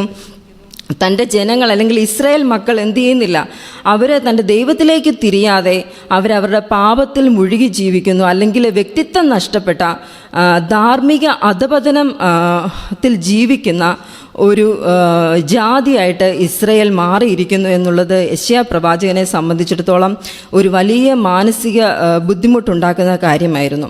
നമുക്കറിയാം, എല്ലാ പ്രവാചകന്മാർക്കും എല്ലാ ദർശകന്മാർക്കും ദൈവം എന്തു കൊടുത്തിട്ടുണ്ട്? കാലാകാലങ്ങളിൽ അവർക്ക് ദർശനങ്ങൾ നൽകുകയും വെളിപാടുകൾ നൽകുകയും അവരെ ബലപ്പെടുത്തുകയും ശക്തീകരിക്കുകയും ഒക്കെ ചെയ്തിട്ടുണ്ട്. ഇവിടെ യെശയ്യാ പ്രവാചകൻ ഈ ദർശനം കിട്ടുന്നതിന് മുമ്പായിട്ടൊന്നും പറയുന്നില്ല എങ്കിലും അതിൻ്റെ മുമ്പത്തെ അധ്യായങ്ങളൊക്കെ നമ്മൾ പഠിക്കുമ്പോൾ നമുക്ക് മനസ്സിലാക്കുവാൻ സാധിക്കും, യെശയ്യാ പ്രവാചകന് വളരെയധികം ഭാരമുണ്ടായിരുന്നു. ജനങ്ങളുടെ ഈ പോക്കിനെക്കുറിച്ച് വളരെയധികം ഭാരമുണ്ടായിരുന്നു.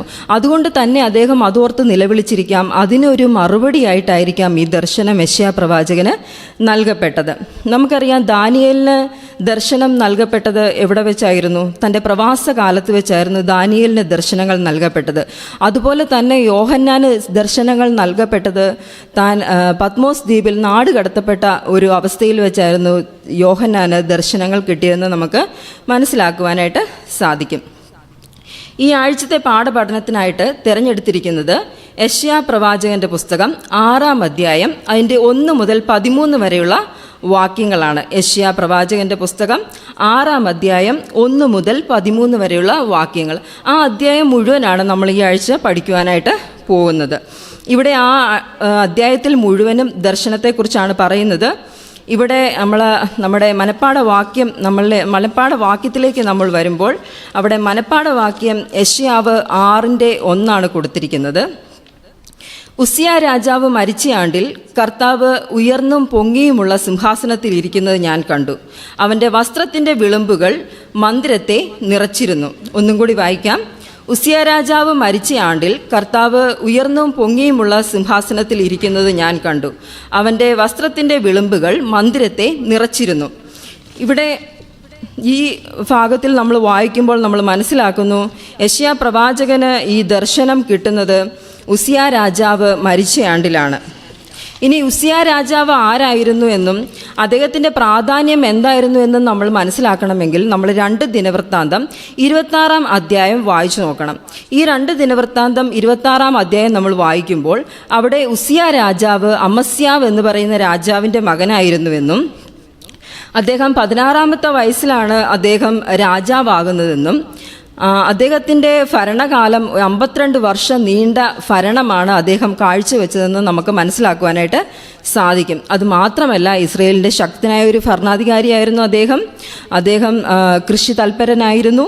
അനേകം മൃഗസമ്പത്ത് അദ്ദേഹത്തിനുണ്ടായിരുന്നു. അദ്ദേഹത്തെക്കുറിച്ച് നമ്മൾ ആ ഭാഗങ്ങളിലൊക്കെ നമ്മൾ വായിക്കുമ്പോൾ അദ്ദേഹം അനേകം ഗോപുരങ്ങൾ, മതിലുകൾ, പട്ടണങ്ങൾ ഒക്കെ പണിയുന്നതായിട്ട് നമ്മൾ കണ്ടു. ഫെലിസ്ത്യ ദേശത്തു കൂടി അദ്ദേഹത്തിന് എന്തുണ്ടായിരുന്നു? പട്ടണങ്ങൾ ഉണ്ടായിരുന്നതായിട്ട് നമ്മൾ കാണുന്നു. അദ്ദേഹത്തിൻ്റെ ശ്രുതി ദൂരനാടുകളിലെങ്ങും പരന്നു. അദ്ദേഹത്തിന് ഒരു വലിയ സൈന്യവും ഉണ്ടായിരുന്നു. ഏകദേശം 3,07,500 പേരടങ്ങുന്ന ഒരു വലിയ സൈന്യത്തിൻ്റെ ഉടമ കൂടിയായിരുന്നു അദ്ദേഹം എന്ന് നമുക്ക് മനസ്സിലാക്കുവാനായിട്ട് സാധിക്കും. എന്നാൽ അദ്ദേഹം ബലവാനായപ്പോൾ തൻ്റെ ഹൃദയം എന്തു ചെയ്തു? നിഗളിക്കുന്നതായിട്ട് നമ്മൾ കാണുന്നു. ഇവിടെ സെഖര്യാ പ്രവാചകൻ്റെ കാലത്തൊക്കെയും അദ്ദേഹം ദൈവത്തെ അന്വേഷിച്ചു. കാരണം സെഖര്യാ പ്രവാചകൻ ഉസിയ രാജാവിനോട് കൂടെ ഇരുന്ന് അദ്ദേഹത്തെ വഴി നടത്തുകയും ദൈവത്തിൻ്റെ പാതയിൽ അദ്ദേഹത്തെ നയിക്കുകയും ചെയ്തു. ഈ കാലങ്ങളിലെല്ലാം ദൈവം ഉസിയ രാജാവിന് അഭിവൃദ്ധി നൽകുന്നതായിട്ട് നമ്മൾ കാണുന്നു. ഇവിടെ നമ്മൾ മനസ്സിലാക്കുമ്പോൾ ഈ ഉസിയ രാജാവ് അദ്ദേഹം ദൈവത്തെ അന്വേഷിച്ച കാലത്തൊക്കെയും ദൈവം അവന് അഭിവൃദ്ധി നൽകി എന്ന് നാം മനസ്സിലാക്കുന്നു. നാമും ഇതുപോലെയാണ്. ദൈവത്തെ അന്വേഷിക്കുന്ന കാലത്തൊക്കെയും ദൈവം നമുക്ക് എന്ത് തരുന്നു?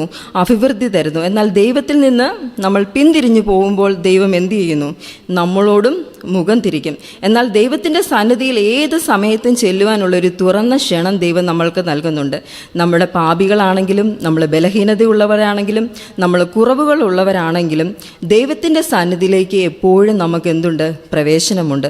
ദൈവം ഇത്ര മാത്രമേ ആഗ്രഹിക്കുന്നുള്ളൂ, നമ്മുടെ പാപങ്ങളെ ഏറ്റുപറഞ്ഞ് ഉപേക്ഷിക്കുക, മനം തിരിയുക, മാനസാന്തരപ്പെടുക. ഇത് മാത്രമാണ് ദൈവത്തിന് ആവശ്യം. എന്നാൽ ഇവിടെ ഉസിയ പ്രവാചകനെക്കുറിച്ച് നമ്മൾ നോക്കുമ്പോൾ അവൻ വല്ലാതെ നിഗളിക്കുന്നതായിട്ട് നമ്മൾ കാണുന്നു. എന്നാൽ ഇവിടെ നമ്മൾ ഉസിയ രാജാവിനെക്കുറിച്ച് നമ്മൾ ചിന്തിക്കുമ്പോൾ അവൻ വല്ലാതെ നിഗളിക്കുന്നതായിട്ട് നമ്മൾ കാണുന്നു. അഹരോന്യ പുരോഹിതന്മാർക്കല്ലാതെ മറ്റാർക്കും പ്രവേശനമില്ലായിരുന്ന ധൂപപീഠത്തിന്മേൽ ധൂപം കാട്ടുവാൻ അവൻ യഹോവയുടെ ആലയത്തിൽ കടന്നു ചെല്ലുന്നതായിട്ട് നമ്മൾ കാണുന്നു. ഇവിടെ യെശയ്യാ പ്രവാചകൻ ഇവിടെ പറഞ്ഞിരിക്കുകയാണ്, എന്താണ്? അഹരോന്യ പുരോഹിതന്മാർക്കല്ലാതെ മറ്റാർക്കും പ്രവേശനമില്ലാതിരുന്ന ആലയത്തിലേക്ക് ഈ ഉസിയ രാജാവ് അവിടെ കയറി ചെല്ലുന്നു. അവിടെ അസര്യ പുരോഹിതനുണ്ട്, മറ്റു പുരോഹിതന്മാരുണ്ട്. അവരെല്ലാം ഉസിയ രാജാവിനെ എന്തു ചെയ്തു? വിലക്കി. ഇത് നിനക്ക് പാപമാവുന്നു ഉസിയാവേ, നീ ഇത് ചെയ്യുവാൻ പാടില്ല. ഇത് അഹരോന്യ പുരോഹിതന്മാർക്കല്ലാതെ മറ്റാർക്കും ഇവിടെ കയറുവാൻ പാടില്ല, നീ അത് ചെയ്യുവാൻ പാടില്ല എന്ന് ഉസിയ രാജാവിനെ അവർ വിലക്കുന്നു.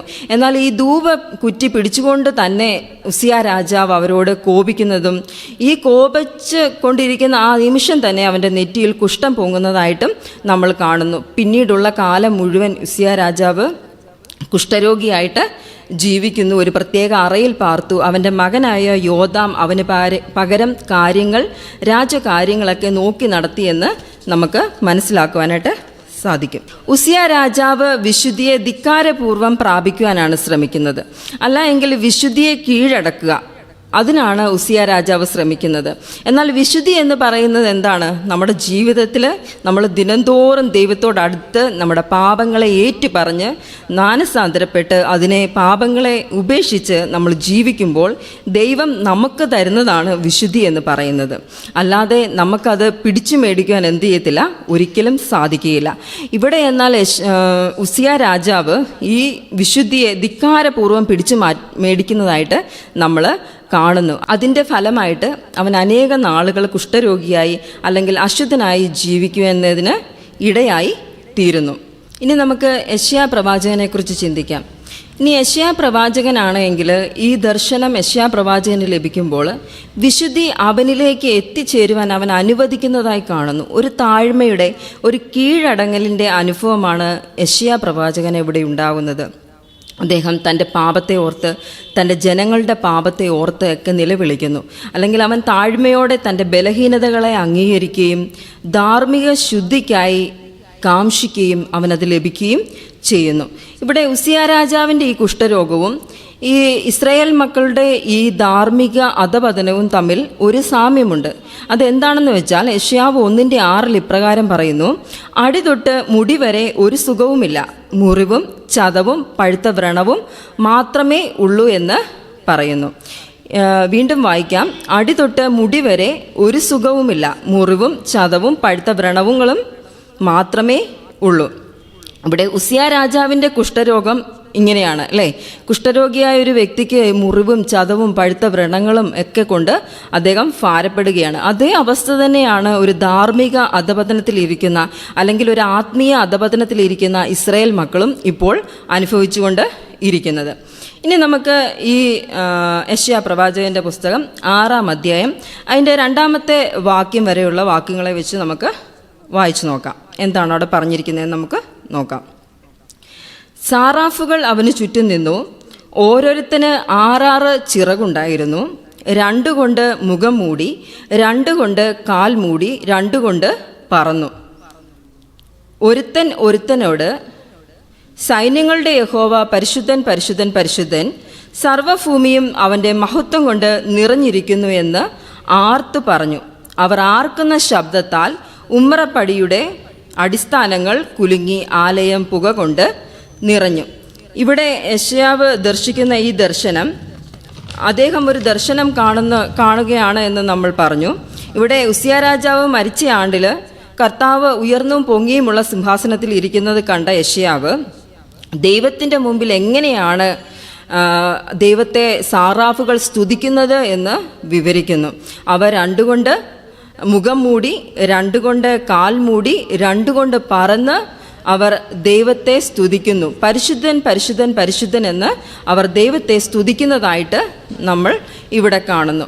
ഇവിടെ സിസ്റ്റർ വൈറ്റിൻ്റെ പ്രവാചകന്മാരും രാജാക്കന്മാരും എന്ന പുസ്തകത്തിൽ ഒരു ഉദ്ധരണി ഇപ്രകാരം പറയുന്നു: ദൈവത്തിൻ്റെ മഹത്വവും മഹിമയും യെശയ്യാവ് ദർശിച്ചപ്പോൾ വിശുദ്ധിയെയും നൈർമല്യത്തെയും കുറിച്ചുള്ള ചിന്തയാൽ അവൻ പൂർണ്ണമായി കീഴ്പ്പെട്ടു.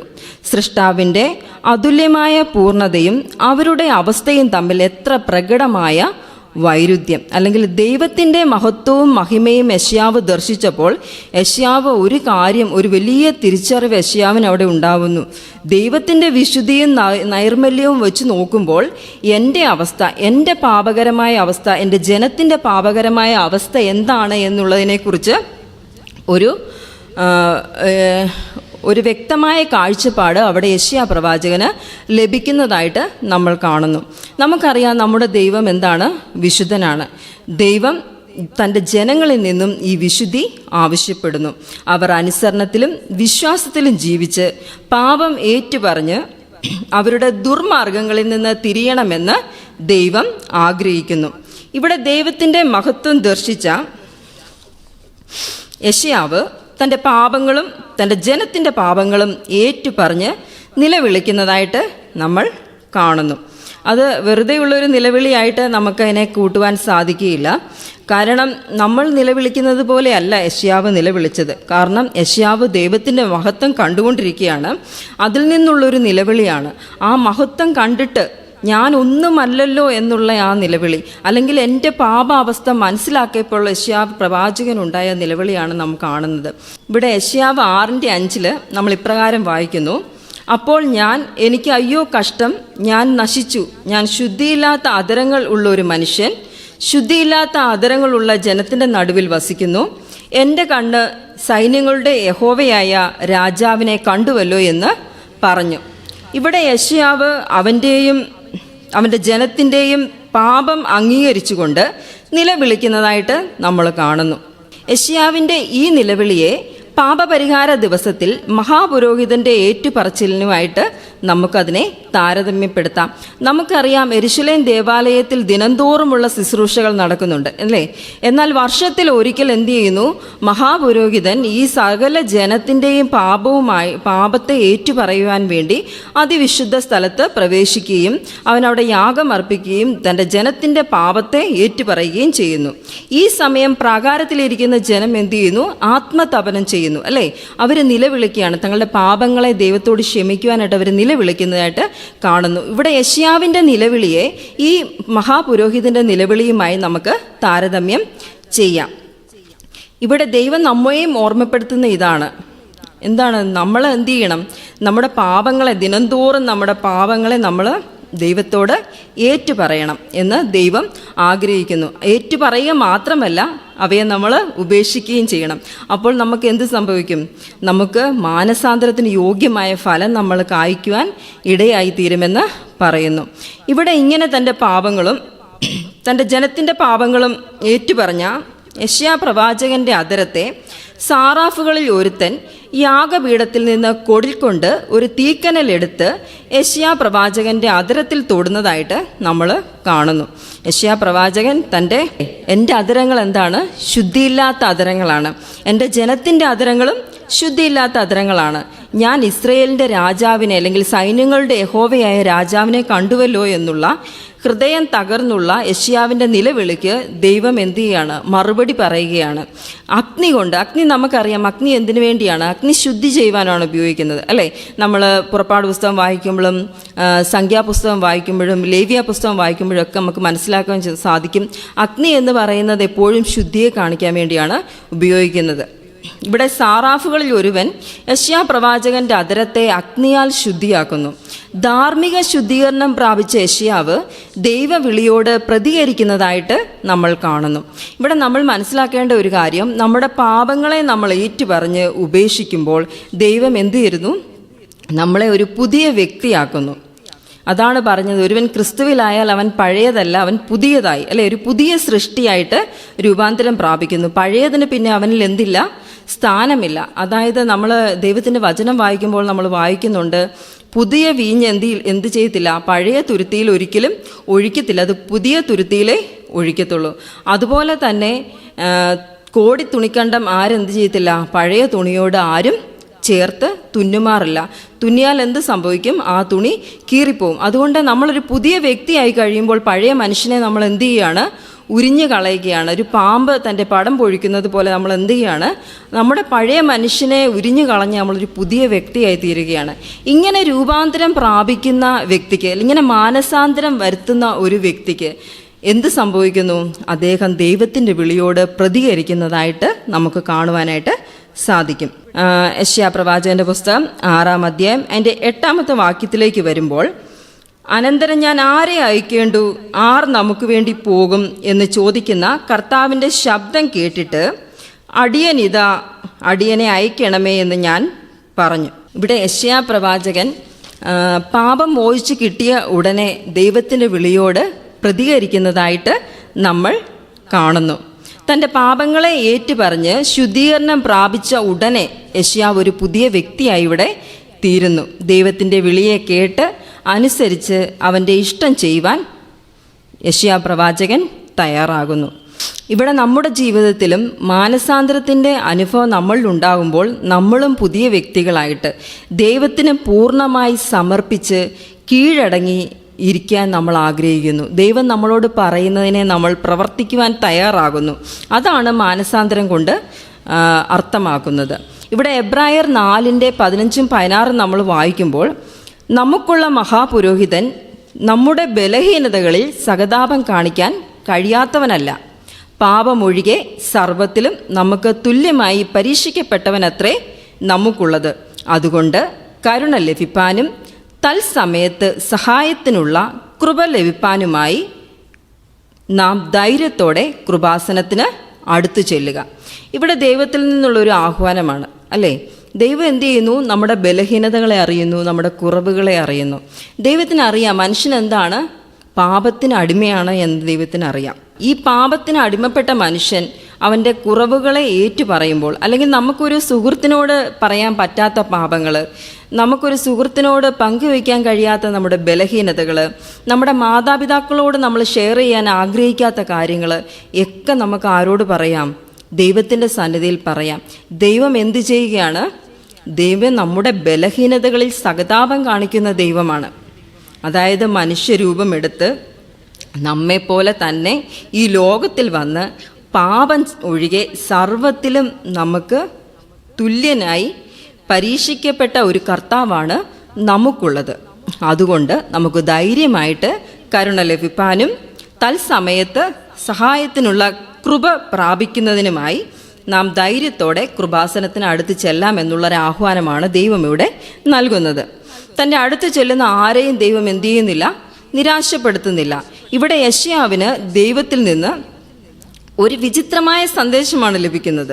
യെശയ്യാവ് 6:10 മുതൽ 11 വരെ വായിക്കുമ്പോൾ നമ്മളവിടെ മനസ്സിലാക്കുന്നു യെശയ്യാ പ്രവാചകന് കിട്ടുന്ന സന്ദേശം എന്താണ്? ഒരു വിചിത്രമായ സന്ദേശമാണ്. അതെന്താണെന്ന് നമുക്ക് വായിച്ചു നോക്കാം. ഈ ജനത്തോട് പറയേണ്ടത്, നിങ്ങൾ കേട്ടുകൊണ്ടിട്ടും തിരിച്ചറിയുകയില്ല, നിങ്ങൾ കണ്ടുകൊണ്ടിട്ടും ഗ്രഹിക്കുകയുമില്ല.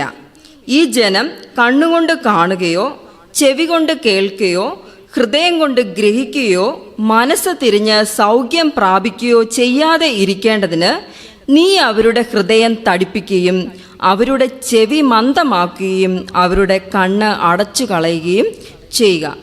യെശയ്യാ പ്രവാചകൻ അതൊരു വിചിത്രമായ സന്ദേശമായിരുന്നു അല്ലേ, ദൈവത്തിൽ നിന്ന്. നിന്റെ പാപത്തെക്കുറിച്ച് അവരെ ഓർമ്മപ്പെടുത്താനല്ല പറയുന്നത്, പിന്നെ എന്താണ് പറയുന്നത്? അവരുടെ ഹൃദയത്തെ തടിപ്പിക്കുക, അവരുടെ ചെവിയെ എന്തു ചെയ്യുക? മന്ദമാക്കുക, അവരുടെ കണ്ണ് അടച്ചു കളയുക. ഇവിടെ യെശയ്യാ പ്രവാചകൻ ചിന്തിച്ച് കാണും, എന്തുകൊണ്ടാണ് ഇങ്ങനെയൊരു സന്ദേശം എനിക്ക് ലഭിക്കുന്നതെന്ന് യെശയ്യാ പ്രവാചകൻ ചിന്തിച്ച് കാണും. ഇവിടെ പുറപ്പാട് പുസ്തകം നമ്മൾ വായിക്കുമ്പോൾ അവിടെ ഫറവോൻ്റെ ഹൃദയത്തെ ദൈവം കഠിനപ്പെടുത്തിയതായിട്ട് കാണുന്നു. ഇവിടെ നമ്മൾ വായിച്ച് നമ്മൾ മനസ്സിലാക്കുമ്പോൾ യഥാർത്ഥത്തിൽ ദൈവമാണോ ഹൃദയങ്ങളെ കഠിനപ്പെടുത്തുന്നത്, അതോ നമ്മൾ തന്നെയാണോ നമ്മുടെ ഹൃദയത്തെ കഠിനപ്പെടുത്തുന്നത്?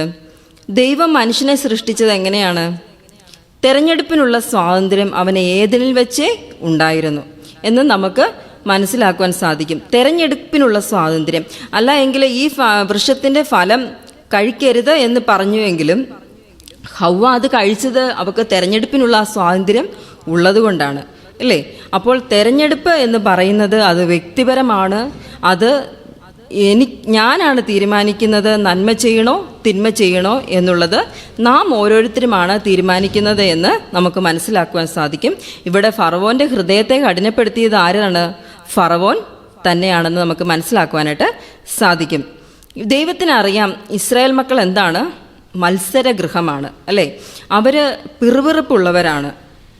ഇസ്രായേൽ മക്കളെ വഴക്ക് പറഞ്ഞാലും അടിച്ചാലും അവരെന്ത് ചെയ്യുള്ളൂ? കൂടുതൽ പിന്മാറ്റത്തിലേക്ക് പോവുകയുള്ളൂ എന്ന് ദൈവത്തിന് നന്നായിട്ട് അറിയാമായിരുന്നു.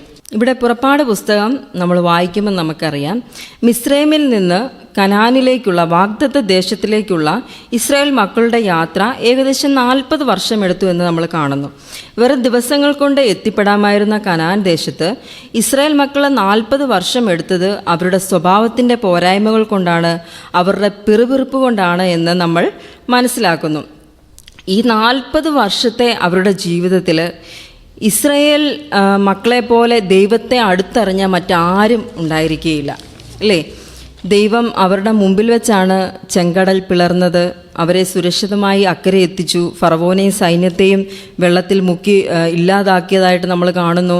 അവർക്ക് മരുഭൂമിയിൽ നീരുറവകളെ തുറന്നു, അവർ ശക്തന്മാരുടെ ഭക്ഷണമായ സ്വർഗീയ മന്ന അവർ ഭക്ഷിച്ചു. അല്ലേ? അവരുടെ വസ്ത്രം എന്ത് ചെയ്തില്ല? പഴകിപ്പോയില്ല. അവരുടെ ചെരുപ്പ് തേഞ്ഞില്ല. ഇങ്ങനെയൊക്കെയുള്ള അത്ഭുതങ്ങൾ അവർക്കുണ്ടായിരുന്നു, അല്ലേ? രാത്രി അഗ്നിസ്തംഭവും പകൽ മേഘസ്തംഭവും അവർക്ക് ചുറ്റും നിന്നിരുന്നു. ഇതൊക്കെയും ഉണ്ടായിട്ടും ഈ അത്ഭുതങ്ങളും അടയാളങ്ങളും ഒക്കെ ദിവസം തോറും കാണുന്ന ഇസ്രായേൽ മക്കൾ എന്ത് ചെയ്തു? ദൈവത്തിൽ നിന്ന് അവരുടെ ഹൃദയത്തെ തിരിച്ചു കളഞ്ഞതായിട്ട് നമ്മൾ കാണുന്നു. പെട്ടെന്ന് നന്മ അനുഭവിക്കുകയും അതേസമയം തന്നെ പിറുപിറുക്കലിൻ്റെയും ഒരു താൻ പോരുമയുടെ ഒരു ഭാവം ഇസ്രായേൽ മക്കളിൽ പെട്ടെന്ന് വന്ന് നിറയുന്നതായിട്ട് നമ്മൾ തുടക്കം മുതലേ നമ്മൾ കാണുന്നതാണ്. ഇസ്രായേൽ മക്കളുടെ ഈ സ്വഭാവം മോശയ്ക്ക് നന്നായി അറിയാമായിരുന്നു. കാരണം ഇസ്രായേൽ മക്കളെ മിസ്രൈമിൽ നിന്ന് കനാൻ ദേശത്തേക്ക് നയിക്കുന്നത് ആരാണ്? മോശയാണ്. മോശയ്ക്ക് വളരെ വ്യക്തമായിട്ട് അറിയാമായിരുന്നു ഇസ്രായേൽ മക്കളുടെ ഈ സ്വഭാവം. അതുകൊണ്ടാണ് അവർ കനാനിലേക്ക് പ്രവേശിക്കുന്നതിന് മുമ്പായിട്ട് മോശ ഇസ്രായേൽ മക്കളെ ഓർമ്മപ്പെടുത്തുന്നു. എന്താണ് ഓർമ്മപ്പെടുത്തുന്നത്? നിങ്ങൾ പണിയാത്ത മച്ചിട്ട വീടുകളിൽ നിങ്ങൾ പാർക്കുകയും നിങ്ങൾ കുഴിക്കാത്ത കിണറ്റിലെ വെള്ളം നിങ്ങൾ കുടിക്കുകയും നിങ്ങൾ നടാത്ത മുന്തിരിവള്ളിയുടെ അനുഭവം നിങ്ങൾ നുകരുകയും ചെയ്യുമ്പോൾ മിസ്രൈമിൽ നിന്ന് നിങ്ങളെ കൊണ്ടുവന്ന ദൈവത്തെ നിങ്ങൾ എന്ത് ചെയ്യാൻ പാടില്ല? മറക്കുവാൻ പാടില്ല എന്ന് ഇസ്രായേൽ മക്കളെ മോശ എന്ത് ചെയ്യുന്നു? ഓർമ്മിപ്പിക്കുന്നതായിട്ട് നമ്മൾ കാണുന്നു. ഇവിടെ ഇസ്രായേൽ മക്കൾ ഇതെല്ലാം വേഗം മറന്നു പോയതായിട്ട് നമ്മൾ കാണുന്നു. അതുകൊണ്ടാണ് ദൈവം പറയുന്നത് അവരുടെ ഹൃദയം എന്താണ്? തടിച്ചിരിക്കട്ടെ, അവരുടെ ചെവി മന്ദമായിട്ടിരിക്കട്ടെ, അവരുടെ കണ്ണ് അടഞ്ഞിരിക്കട്ടെ എന്ന് പറയുന്നത്. ഇവിടെ യെശയ്യാ പ്രവാചകൻ ആ ഒരു നിലവിളിയോടെ ചോദിക്കുകയാണ്, കർത്താവേ, എത്രത്തോളം നീ അവരുടെ ഹൃദയം തടിപ്പിക്കുകയും എത്രത്തോളം നീ അവർക്ക് മുഖം തിരിച്ചിരിക്കുകയും ചെയ്യുമെന്ന് ചോദിക്കുന്നു. അതിനിവിടെ ദൈവം പറയുന്ന മറുപടി, പട്ടണങ്ങൾ നിവാസികളില്ലാതെയും വീടുകൾ ആളില്ലാതെയും ശൂന്യമായി ദേശം തീരെ പാഴായി പോകുകയും യഹോവ മനുഷ്യരെ ദൂരത്തകറ്റിയിട്ട് ദേശത്തിൻ്റെ നടുവിൽ വലിയൊരു നിർജ്ജന പ്രദേശം ഉണ്ടാകുകയും ചെയ്യുവോളം തന്നെയെന്ന് ഉത്തരം പറഞ്ഞു. ഇവിടെ പറയുന്നത് എന്തിനെക്കുറിച്ചാണെന്ന് നമുക്ക് മനസ്സിലാക്കുവാൻ സാധിക്കും. എന്തിനെക്കുറിച്ചാണ്? ബാബേൽ പ്രവാസത്തെക്കുറിച്ചാണ്. ഇസ്രായേൽ മക്കൾ എന്ത് ചെയ്യുന്നു? അധികം താമസിക്കാതെ ബാബേൽ രാജാവായ നെബൂഖദ്നേസർ അവരെ കീഴടക്കുമെന്നും അവരുടെ ദേവാലയം നശിപ്പിക്കുമെന്നും അദ്ദേഹത്തിൻ്റെ രാജ്യത്തേക്ക് 70 വർഷം അടിമ ജീവിതം നയിക്കുവാനായിട്ട് ഇസ്രായേൽ മക്കൾ പോകേണ്ടി വരുമെന്നുമുള്ള പ്രവചനമാണ് ഇവിടെ യെശയ്യാ പ്രവാചകനിലൂടെ ദൈവം നൽകുന്നത്. ഈ പ്രവചനം ദൈവം ഇസ്രായേൽ മക്കൾക്ക് നൽകി കഴിയുമ്പോൾ ദൈവം ഒരു വാഗ്ദത്തം കൂടി നൽകുന്നു. നമുക്കറിയാം ദൈവം എപ്പോഴും എന്താണ്? കരുണയുള്ള ദൈവമാണ്. അതുകൊണ്ടാണ് എനിക്ക് എപ്പോഴും അത്ഭുതം തോന്നുന്നൊരു വാക്യമാണ്. ആഹാബ് രാജാവ് എന്ത് ചെയ്തു? ഇസ്രായേലിലെ ഏറ്റവും ദുഷ്ടനായ രാജാവ് ആരായിരുന്നു ചോദിച്ചു കഴിഞ്ഞാൽ ആഹാബ് രാജാവായിരുന്നു, അല്ലേ? വിഗ്രഹങ്ങളെ സേവിച്ച് തൻ്റെ ഭാര്യയുടെ വാക്ക് കേട്ട് ഇസ്രായേലിലെ ദൈവത്തിൻ്റെ പ്രവാചകന്മാരെയൊക്കെ കൊന്ന രാജാവാണ് ആഹാബ് രാജാവ്. എന്നാൽ ഇത്രയും ദുഷ്ടത പ്രവർത്തിച്ച ആഹാബ് രാജാവ് ഒരു നിമിഷം മാനസാന്തരപ്പെട്ട് തൻ്റെ ദൈവത്തോട് ക്ഷമ ചോദിച്ച് രട്ടുടുത്ത് നിലവിളിച്ചപ്പോൾ ദൈവത്തിൻ്റെ മനസ്സലിഞ്ഞു, അല്ലേ? എലിയ പ്രവാചകനോട് പറയുന്നു, കണ്ടോ ഈ ആഹാബ് എൻ്റെ മുമ്പിൽ തന്നെത്താൻ താഴ്ത്തിയത് കണ്ടോ? അതുകൊണ്ട് അവൻ്റെ ആയുഷ്കാലത്ത് അനർത്ഥം അവൻ എന്ത് ചെയ്യില്ല, വരണ്ട. അവൻ്റെ മകൻ്റെ കാലത്ത് ഞാൻ എന്തു ചെയ്യും? ഇതിന് തീർച്ചയായിട്ടും പകരം ചോദിക്കുമെന്ന് ദൈവം പറയുന്നു. അപ്പം ദൈവം എന്താണ്? കരുണയുള്ള ദൈവമാണ്. തന്നെ വിളിച്ചപേക്ഷിക്കുന്നവനോട് അവൻ എന്താണ്? കരുണ കാണിക്കുന്ന ദൈവമാണ്. അതുകൊണ്ടാണ് ഇവിടെ പറയുന്നത്, ഈ ഒരു ശേഷിപ്പുണ്ടായാൽ ഞാൻ അതിനെയും എന്തു ചെയ്യും? നശിപ്പിച്ചു കളയും. എന്നാൽ കരിമരവും കരുവേലവും വെട്ടിയാൽ അതിൻ്റെ കുറ്റി ശേഷിക്കുന്നത് പോലെ വിശുദ്ധ സന്തതി എന്തായിത്തീരും? ഒരു കുറ്റിയായിട്ട് ശേഷിക്കും, അല്ലെങ്കിൽ വിശുദ്ധ ഗണം എന്നുള്ളതൊരു കുറ്റിയായി ശേഷിക്കുമെന്ന് ദൈവം ഇവിടെ പറയുന്നു. ഈ വചനം ശ്രവിക്കുന്ന നാം ഓരോരുത്തരും ഈ വിശുദ്ധ സന്തതിയാവാൻ, അല്ലെങ്കിൽ ഈ വിശുദ്ധ ഗണത്തിൽ ഉൾപ്പെടുവാൻ നാം ഓരോരുത്തർക്കും ആത്മാർത്ഥമായിട്ടും ശ്രമിക്കാം. നമുക്കറിയാം ദൈവം എന്താണ്? ദൈവം തൻ്റെ കരുണയാൽ നമ്മളെ വിളിക്കുകയാണ്, അല്ലേ? നിങ്ങളുടെ പാപങ്ങൾ എത്ര കടുംചുവപ്പായിരുന്നാലും ഞാനത് ഹിമം പോലെ വെളുപ്പിക്കും. നിങ്ങളുടെ പാപങ്ങൾ രക്താംബരം പോലെ ചുവപ്പായിരുന്നാലും പഞ്ഞി പോലെ ആയിത്തീരും. വരുവിൻ, നമുക്ക് തമ്മിൽ വാദിക്കാം എന്നാണ് പറയുന്നത്. ദൈവത്തിൻ്റെ ഒരു തുറന്ന ആഹ്വാനമാണ്, അല്ലേ? നിങ്ങൾ കേട്ടനുസരിക്കുന്നുവെങ്കിൽ എന്തുണ്ടാവും? നിങ്ങൾ ദേശത്തിലെ നന്മ അനുഭവിക്കും. മറുത്ത് മത്സരിക്കുന്നുവെങ്കിലോ നിങ്ങൾ വാളിനിരയായിത്തീരും. ഇതാണ് ദൈവത്തിൽ നിന്നുള്ള ആഹ്വാനം. ദൈവത്തിൻ്റെ ആഹ്വാനം എന്ന് പറയുന്നത് അവൻ്റെ കൽപ്പനകളെ അനുസരിച്ച് അവനെ സ്നേഹിച്ച് ജീവിക്കുന്ന ഒരു ജനത്തെയാണ് ദൈവത്തിന് ആവശ്യം. ഇതിൽ ഒരു ഭാഗവാക്കാക്കുവാൻ അല്ലെങ്കിൽ ഈ വിശുദ്ധ ഗണത്തിലെ ഓരോ അംഗങ്ങളായിരിക്കാൻ ദൈവം നമ്മെ ഓരോരുത്തരെയും അനുഗ്രഹിക്കട്ടെ. ഈ വചനം കേൾക്കുന്ന എല്ലാവരുടെയും ഹൃദയങ്ങളിൽ ദൈവം പ്രവർത്തിക്കുമാറാകട്ടെ എന്ന് ഞാൻ പ്രാർത്ഥിക്കുന്നു. അതിനായിട്ട് നമുക്ക് നമ്മുടെ ജീവിതങ്ങളെ ദൈവത്തിന് സമർപ്പിക്കാം. ദൈവം നമ്മെ ഓരോരുത്തരെ അനുഗ്രഹിക്കുമാറാകട്ടെ. ആമേൻ.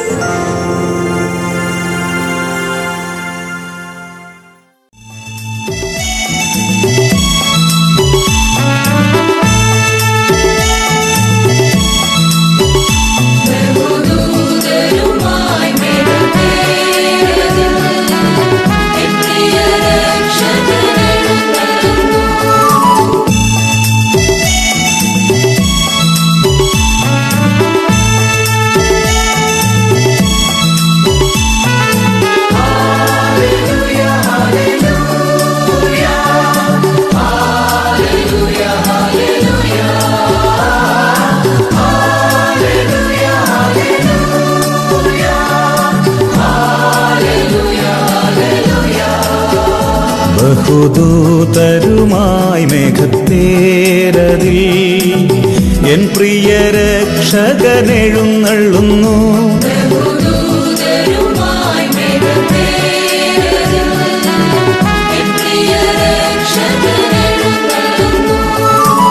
സർവമിഴികളും ദർശിച്ചിടുമാ പ്രത്യക്ഷത എൻ യേശു വരുമ്പോൾ.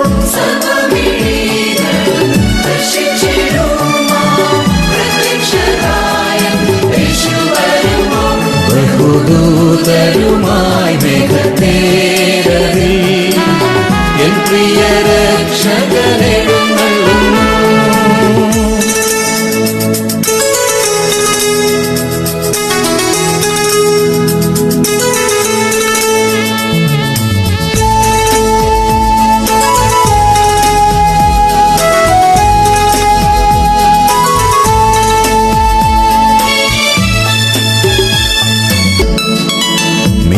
പിണർ പോൽ ശോഭിക്കുമാദിനം പ്രധാന ദൂതൻ തൻ കാഹളം കേട്ടിടുമ്പോൾ.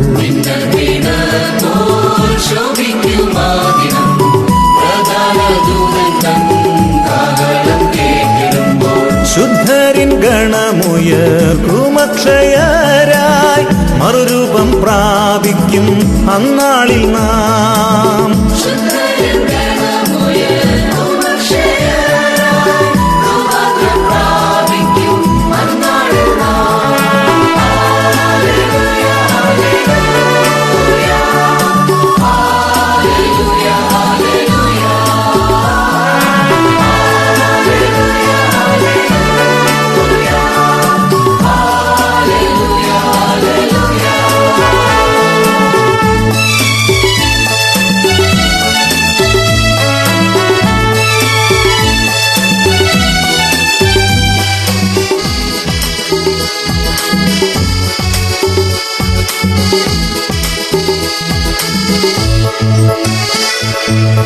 തൻ വരവിൻ ദിനം അത്ഭുതമാം ദിനം രോഗദുഃഖാദികൾ മാറിടുമാദിനം.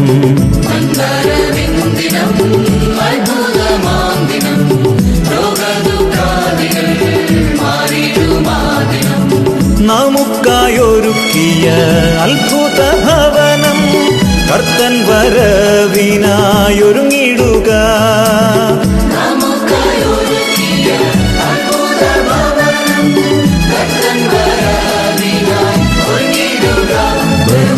ബഹുദൂതരുമായി മേഘത്തേരതിൽ എൻ പ്രിയ രക്ഷകനെഴുന്നള്ളുന്നു. ബഹുദൂതരുമായി മേഘത്തേരതിൽ എൻ പ്രിയ രക്ഷകനെഴുന്നള്ളുന്നു. സർവമിഴികളും ദർശിച്ചിടുമാ പ്രത്യക്ഷത എൻ യേശു വരുമ്പോൾ.